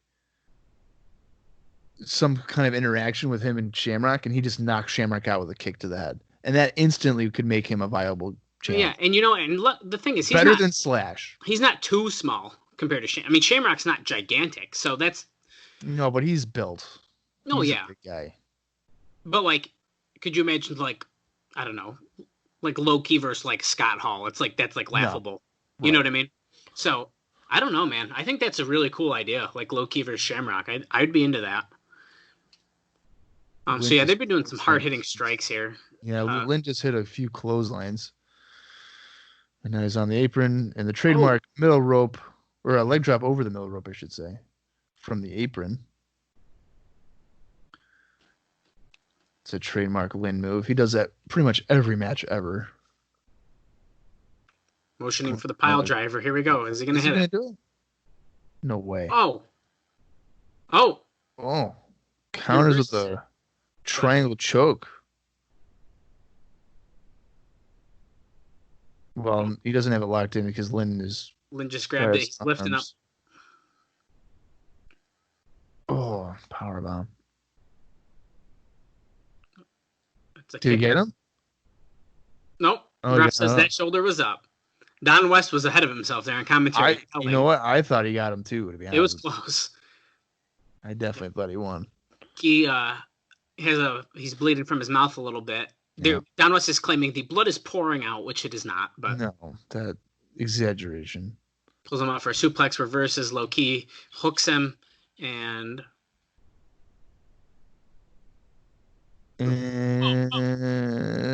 what is he doing? oh, Oh, what was that? he reversed him, kind of a DDT, kind of like a snap suplex into the corner, kind of. Yeah, so it looked like Key was going for the Key Crusher, and then Lynn countered with a DDT, like really close to the corner. Another clothesline by Lynn, and now he's going for another cradle. That's got to be it. Oh, man, I love that pile driver. It's so good. 3, Jerry Lynn. All right, so Lynn has not been pinned. No. Styles has been pinned. So does that mean that Styles needs to pin Lynn twice to win this? Yeah. Yeah, double elimination. Yeah, that's what Ferrari just said on commentary. So if Lynn pins Styles just once, he wins the championship, but Styles has to pin Lynn twice. Oh, Styles is yelling for the Styles Clash, it sounded like, and then Lynn reversed it into a Hurricane Rana. You never announced the move you're going to. No, and that was a beautiful spin kick. That was pretty good. The crowd right now, you can hear a pin drop, and this is actually really good wrestling, really good action. Yeah, that's a shame. It really is. But so I'm glad that they're not doing the let's tape 2 episodes, because this would happen every single time. Oh yeah. If you put this on the first show, these people are losing their minds. Tilt-a-whirl backbreaker by Lynn for a 2 count. We probably still got a little bit here before we see a champion, because we're about an hour 27 in now. Yeah, so Tenay says on commentary, we are 15 minutes into total nonstop action, which he is not wrong. This match has been fast, hard-hitting, like, I think anything you could want from an X-Title match, really. Yeah, I mean, there's not been a sleeper hold. I'll tell you that. Over the top for Sunset Styles, holds onto the ropes, though, kicks Lynn, slingshots himself into a corkscrew splash. Not 2 Kicks count. out at 2. Would you prefer this or a IRS match? This, without a doubt. Okay. I'm sure Austin would be like, IRS match. Yes, Iris. I love myself an abdominal stretch. The classic. Yeah. So Lynn has got thrown into the corner. Styles, whoa, backflips off of Lynn's chest. Lynn with a tornado. Oh my God! Wow. Nice tornado DDT. That was awesome. We've seen a lot of tornado DDTs, but that was a good tornado DDT. That was I really, really liked how they did that. They didn't bounce off the corner. They didn't do it from sitting from the top rope. He just did it. Like, that was good. And this performance right now by Jerry Lynn, I think really shows how underrated this guy is, because he's been going on, I guess, pardon the pun, nonstop since he entered. Because he's eliminated everybody else. Yeah. He's dominated. Whoa. Nice. Styles, they go for like an overshoot of a suplex. Lynn lands on his feet and he gives him a neck breaker. Goes for the pin. Lynn kicks out at 2. So Styles still needs to pin him twice to win this match. We are now an hour and 28 minutes and 51, 52, 53 seconds. So we do have some time still. I mean, yeah.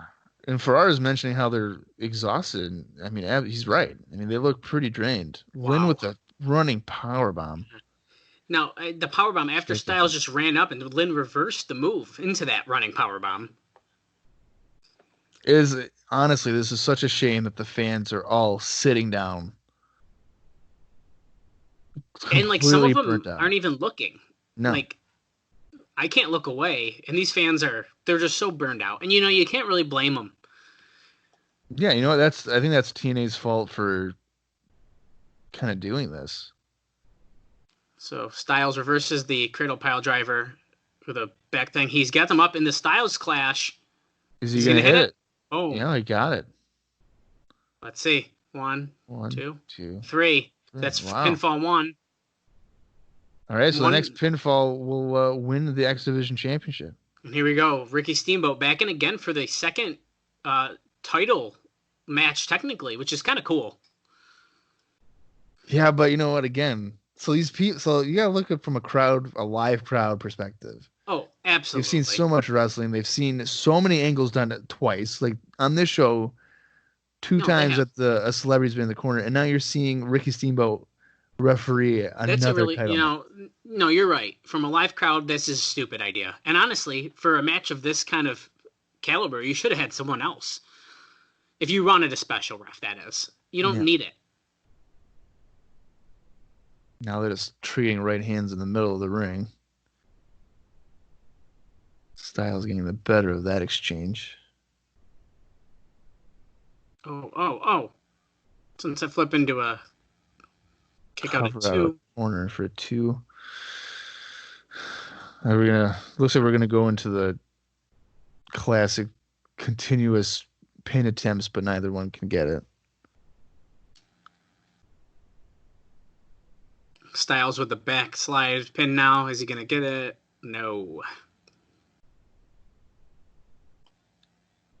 I thought he was going to go for a dragon suplex or something. Did you see Steamboat? He was just like, what? What am I doing? Yeah, he's very lost, I feel like. Why is there so many pins? Double clothesline. Warrior Hogan, baby. Knocked out. You can tell, though, these two are giving it their all in this match. Well, again, I can't really put over Jerry Lynn enough here. This guy has been going on at this pace for 15, probably almost 20 minutes. What feels like 15, 20 minutes. Styles with a drop kick to send Lynn to the apron. Well, kind of he's to the apron. Which is also kind of weird here is Lynn is like sweating at a pretty good rate here, and then Styles is not. Well, it's kind of hard to tell. I think he is, but you can tell more with Lynn because of the long hair. Okay, so true. He snapped Styles over the top rope there, and now they're outside of the ring. Lynn throws Styles into the barricade. So somersaulting into the ring. So now we're kind of getting a little bit more brawling. Lynn, okay, I can't beat him doing these wrestling moves. Let me beat his ass outside the ring quick. Get that ECW style in. Yeah, right. Lynn slides in, breaks the count. He's going to Irish whip Styles into the ring, who jumps up, kicks Lynn, and backflips into that reverse DDT. Almost does not do it. Classic.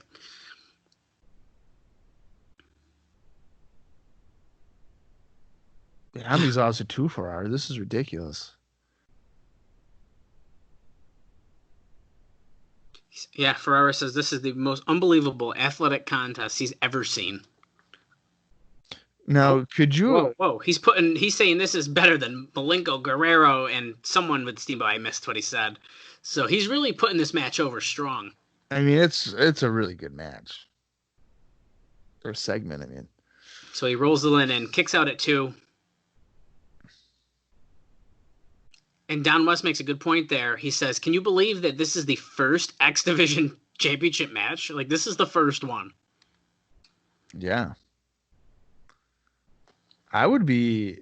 I mean, so at this point right now, it's like I want to see Lynn and Styles again. Oh,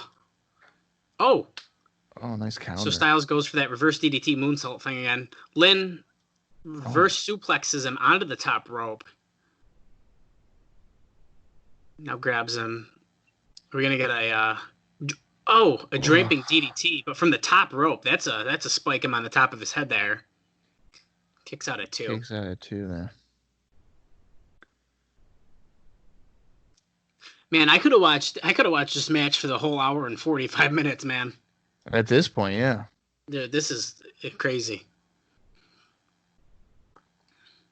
Ferrara really driving home that this is the most exciting match he's ever seen in his entire life. I don't know if I'd go that far, but it's not bad. What is he? Lynn with the... He's looking like he's a cop killer. No. Oh, my God. I don't even know how you would call that. Oh, I don't know what to call that. It was almost like a vertebreaker spinning submission thing, but... Yeah. And then Styles gets out, goes for it. Whoa. Oh, I don't think I've ever seen that before. Okay. Styles kicks out, but he went for Hurricane Rana, and then Lynn reverses the Hurricane Rana into almost like a reverse Falcon Arrow, kind of. Well, he went for the Hurricane Rana, and then Lynn kind of countered it into like an X Factor. Yeah. Same Yeah. move thing there, yeah, and then Styles kicked out, but that was super cool. I have definitely never seen that either. I want to point out the crowd was very audible, and a lot of them stood up for that. So they might have gotten the crowd into this. Wow. It's safe to say that this match, even if it's not even done yet, but this is the best match in TNA history. Yeah, at this point, man, this definitely is. Not much competition to it. Reversing Styles countering another power driver. Styles got him fireman's carry. Oh. He drops Lynn right over his knee.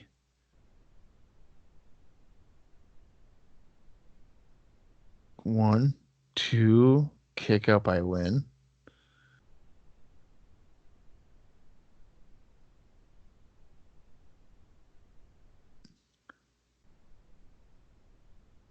These guys are exhausted. I'm exhausted. Oh, yeah. TNA says they've multiple times these guys have been 1 second away from winning the title because all we need is that 3 seconds.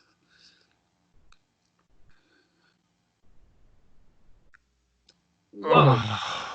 Brainbuster by Lynn. A twisting brainbuster, too. Kicks out at 2, though. These guys are treating this like it's WrestleMania. With all the big moves they're kicking out of. Oh, yeah. And I mean, I think that the way that these two are working is I think it speaks volumes for what they want this company to be. Because these two are definitely, obviously, we know they're going to be here for a bit. So they're working like, hey, make sure you're watching this because they're going to pull on matches like this. And you know what I really like, too, is when they were both on the mat there, Styles technically had his shoulders down, and Lynn had his hand on him, like to push himself up, and Steamboat was going to go and count. Yeah, he was. I don't know if a lot of referees would do that. So this is our first sleeper hold, first like moment of like pause. I feel like in this whole match. And I'm not gonna criticize it because they've been going at such a ridiculous pace. And it was pretty quick because he just pulled Lynn down and kind of gave him like a jawbreaker there. Yeah.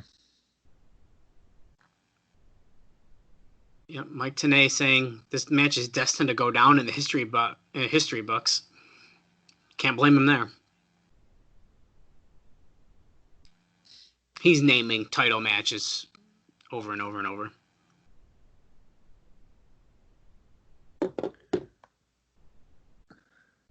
Well, why are they mentioning like Ric Flair and all that stuff? Well, I mean, I know they've won gold in the NWA, but not the X Division champion. Well, I think they're kind of comparing it like, hey, this is an NWA title of sorts, so here's other NWA champions. So Lynn looks like a sky-high superplex there from the top rope. Superplex. Kick out at 2. You know, compared to all the other moves that we've seen, that's like the least impactful, and Don West lost his fucking mind. Oh, there's Bill Apter right in there in the corner. Oh, yeah. I do feel like the crowd's kind of waking up. They're definitely paying attention more. Well, they're getting their second win. They're all doing a Hulk Hogan right now. And they also probably realize, oh, hey, this taping is almost over. Can't wait to go home. Probably, yeah. Can't blame them. I mean, this was on a Wednesday night, right? Yeah, man. So 4 hours, if you're going 7 to 11, you got to work the next day? Whew. Yeah.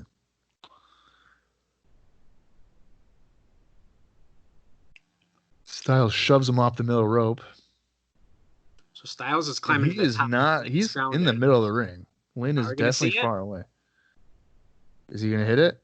Spiral tap. Such a great move. It's brutal. There we go, baby. And they got it. AJ Styles, the first NWA X champion. Wow. Ooh. Clearly showing where they have AJ Styles. Now, that was a great That was a great match. Pyro, some confetti, celebrating. Steamboat's holding up the belt because Styles is not on his feet because they literally, there's our first shot of the X-Title also. I'm a big fan. I like that title. It's classic. Mm-hmm. I don't know. I mean, all right, the confetti and everything might be a bit much, but... Okay, here comes Styles. He's slowly getting up. He's on his knees. He's not up yet. Yeah, Lynn is obviously laid out. He's not going to get up for a bit. There it is. Steamboat. Here we go. Mike Tenay. Remember the name AJ Styles, and I think 18 years later, it speaks volumes. AJ Styles is arguably one of the best wrestlers of all time, I would say. I would say that, yeah.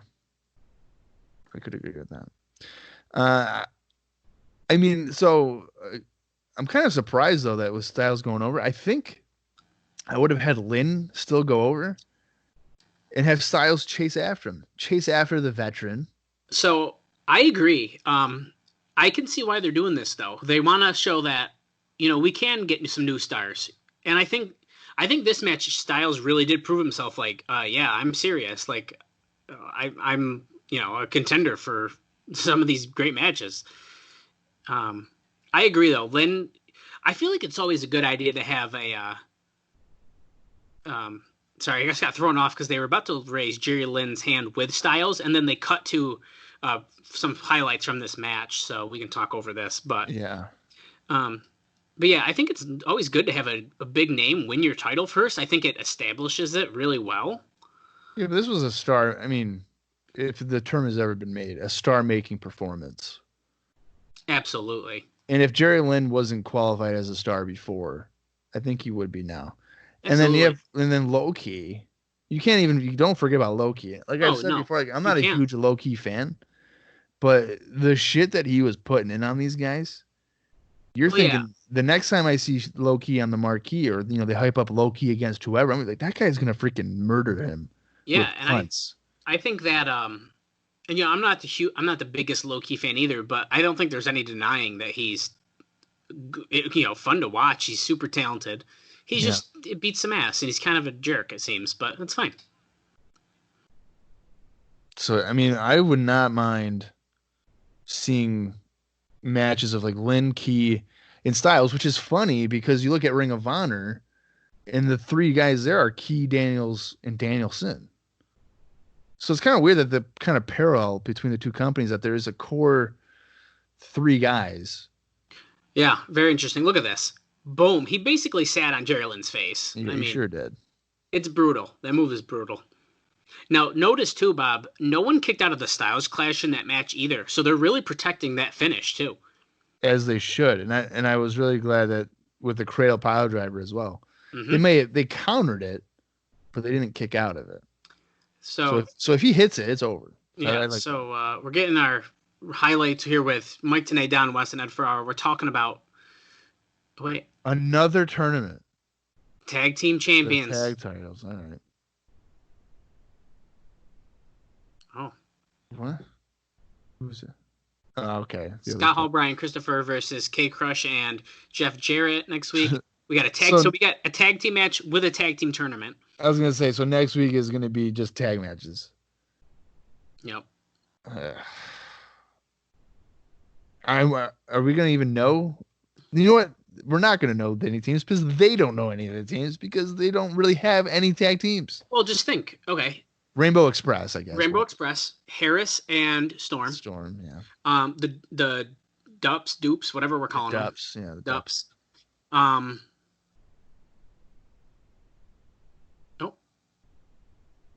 Yeah. Talking about Malice. Sorry, I was. Oh, Shamrock versus Slash next week. Wait, is it Slash? Because he was just saying Malice. He was talking about, I think, just him in general. It sounded like. See, now I'm confused. It better not be Slash.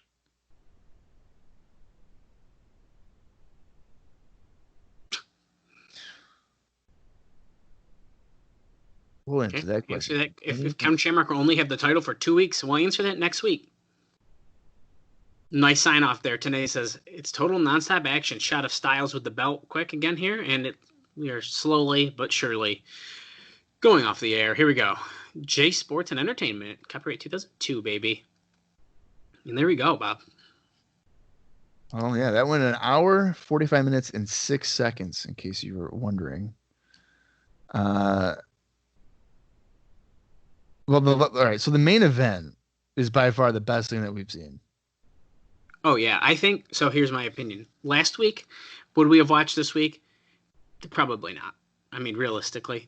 Now this week, that match at the end, how can I not want to watch again? I feel like I'd be like that match. But the problem is, how many people missed that match because of the first week's show? And that being said, you don't, unless they're gonna say, hey, the next X-Title match is here. Do I want to watch a tag title tournament? I don't know. Well, so here's my thing.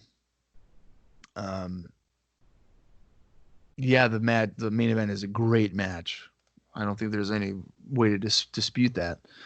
But, with me, it's like you watch any, let's say, WWE pay-per-view or WCW pay-per-view, and, 7 matches suck, and then you get to the main event, and it's a great match. Is the show great? No, that's good. No, that's a good point. Yeah, I mean, so the whole show together isn't, but I don't know. To me, a match like that main event just was. I feel like you kind of brought me back a little. Like, okay, I saw some pretty rough stuff in the beginning. Yeah, So I think it shows potential of what could come in TNA, but then you close it out by telling us all the stuff that we're going to see next week. And I'll be honest with you, the tag match with Hall and Christopher against Jarrett and Crush, I don't really care about that. And then it's another tournament, and it's all tag matches. yeah, I'm a little split on it. I agree. Another tournament is tough. And you know what? Just think about it this way too. Originally, they were getting shit on because the NWA title was a battle royal. I'm almost thankful for that because we had a battle royal. Now we had a round robin elimination and then a tournament. Imagine if we just had 3 tournaments in a row. Right. That would have been pretty brutal if you ask me. So I will accept the tournament for now. It's a one-night tournament. I can deal with that. I hate ones that go 4 or 5 weeks, to be honest with you. Well, TNA has been notorious for having various tournaments that last 4 months. Bound for Glory series. I'm not a fan. That when they told us that was done, oh my god, I could have had a party, dude. I hated the Bound for Glory series. But so we definitely got Rainbow Express. We got Harris and James Storm. Oh, we had the dicks. I was getting there. The penises. We got the Johnsons, baby. And then what was the other team I just mentioned? I already forgot. Oh, the Dupes. Yeah. So that's what, like 4? That's 4. Unless they bring in like a team or 2, I can't see them getting. I mean, they'd have to bring 2 more in to make it a tournament. To make sense. I could see it just being a 4-team, like a little mini thing though, too. To be honest with you. That's what I'm thinking. I think it's gonna be like a 4-team thing. Well, if those are the 4 teams, and that's who we got to work with, who are you going to put the straps on?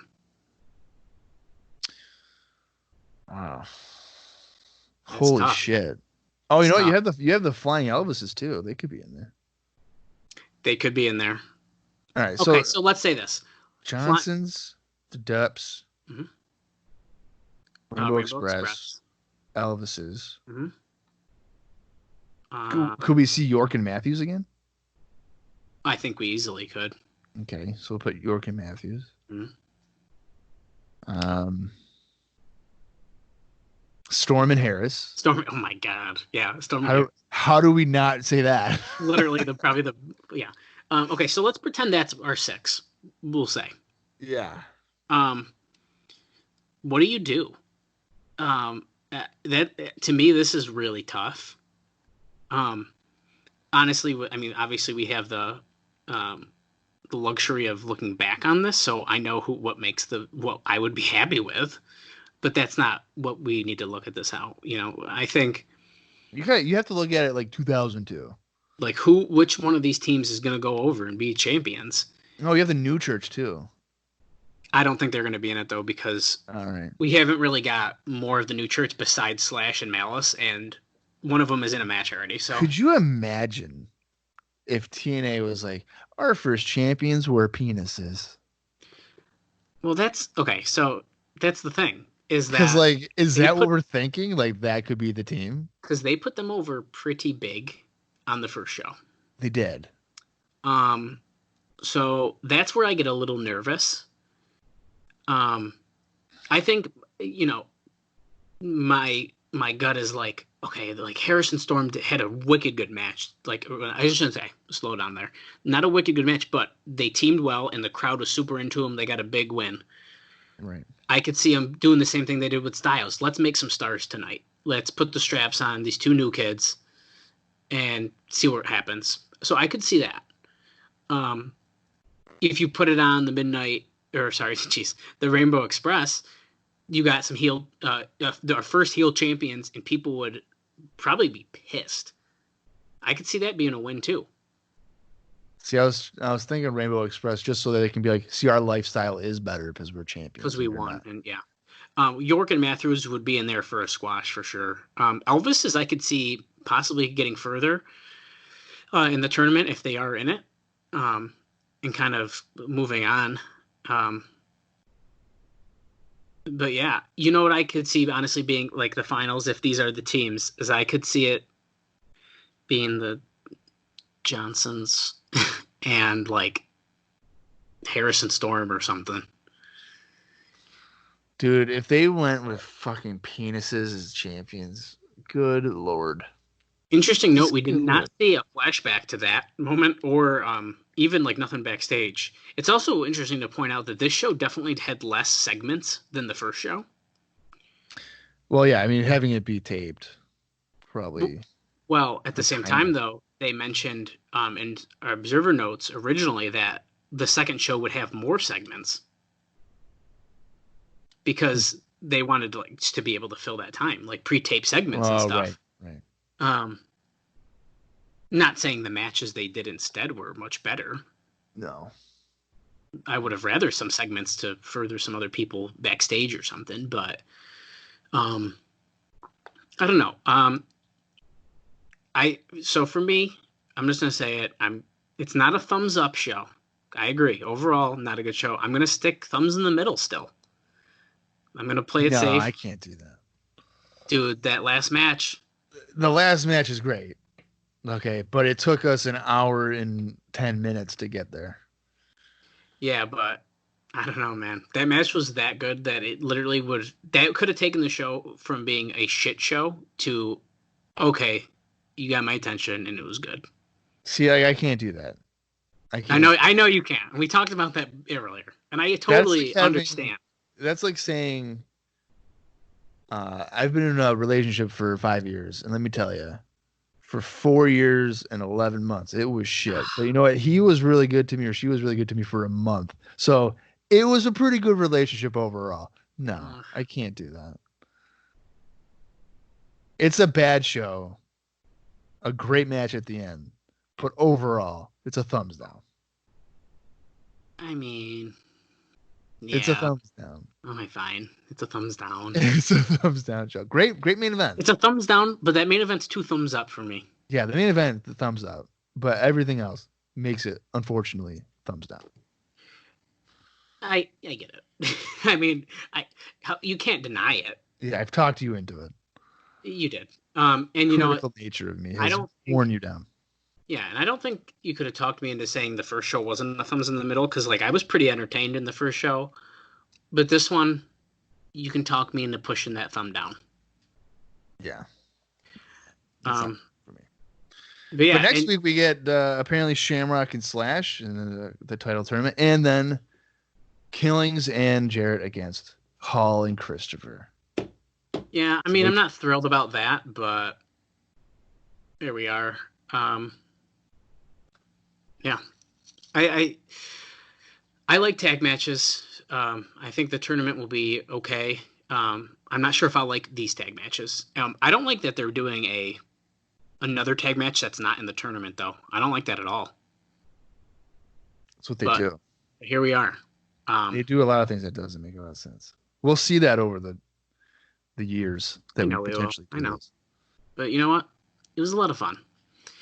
And I don't know. I don't think I got anything else. I don't either. If you have listened this long and you do not already, please follow us on Twitter.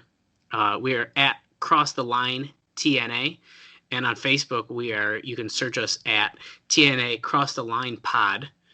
You can listen currently. I hope we're somewhere else by the time this goes up, but currently we are on Apple Podcasts, which you can get through iTunes, of course. We are on Podbean, and we are posting them on YouTube as well. So I'm hoping by the time this goes live, we will also be on Google Podcasts, but we are waiting for that. But yeah, appreciate everyone listening so far. I think that me and Bob are both really surprised with the interest in this journey, and that has motivated me even more than I was before we started this to do this. So I don't got anything else, Bob, unless you do. I don't either. I just hope that you're ready and everybody else is ready for next week. I hope that the next I think it's going to be a growing pains for like 5 episodes or so, and then they finally kind of get their champion stuff and we'll get it figured out. But it's not going to deter me from continuing on. So for Dallas Gridley, I am Bob Colling Jr. And this has been the TNA Cross the Line podcast.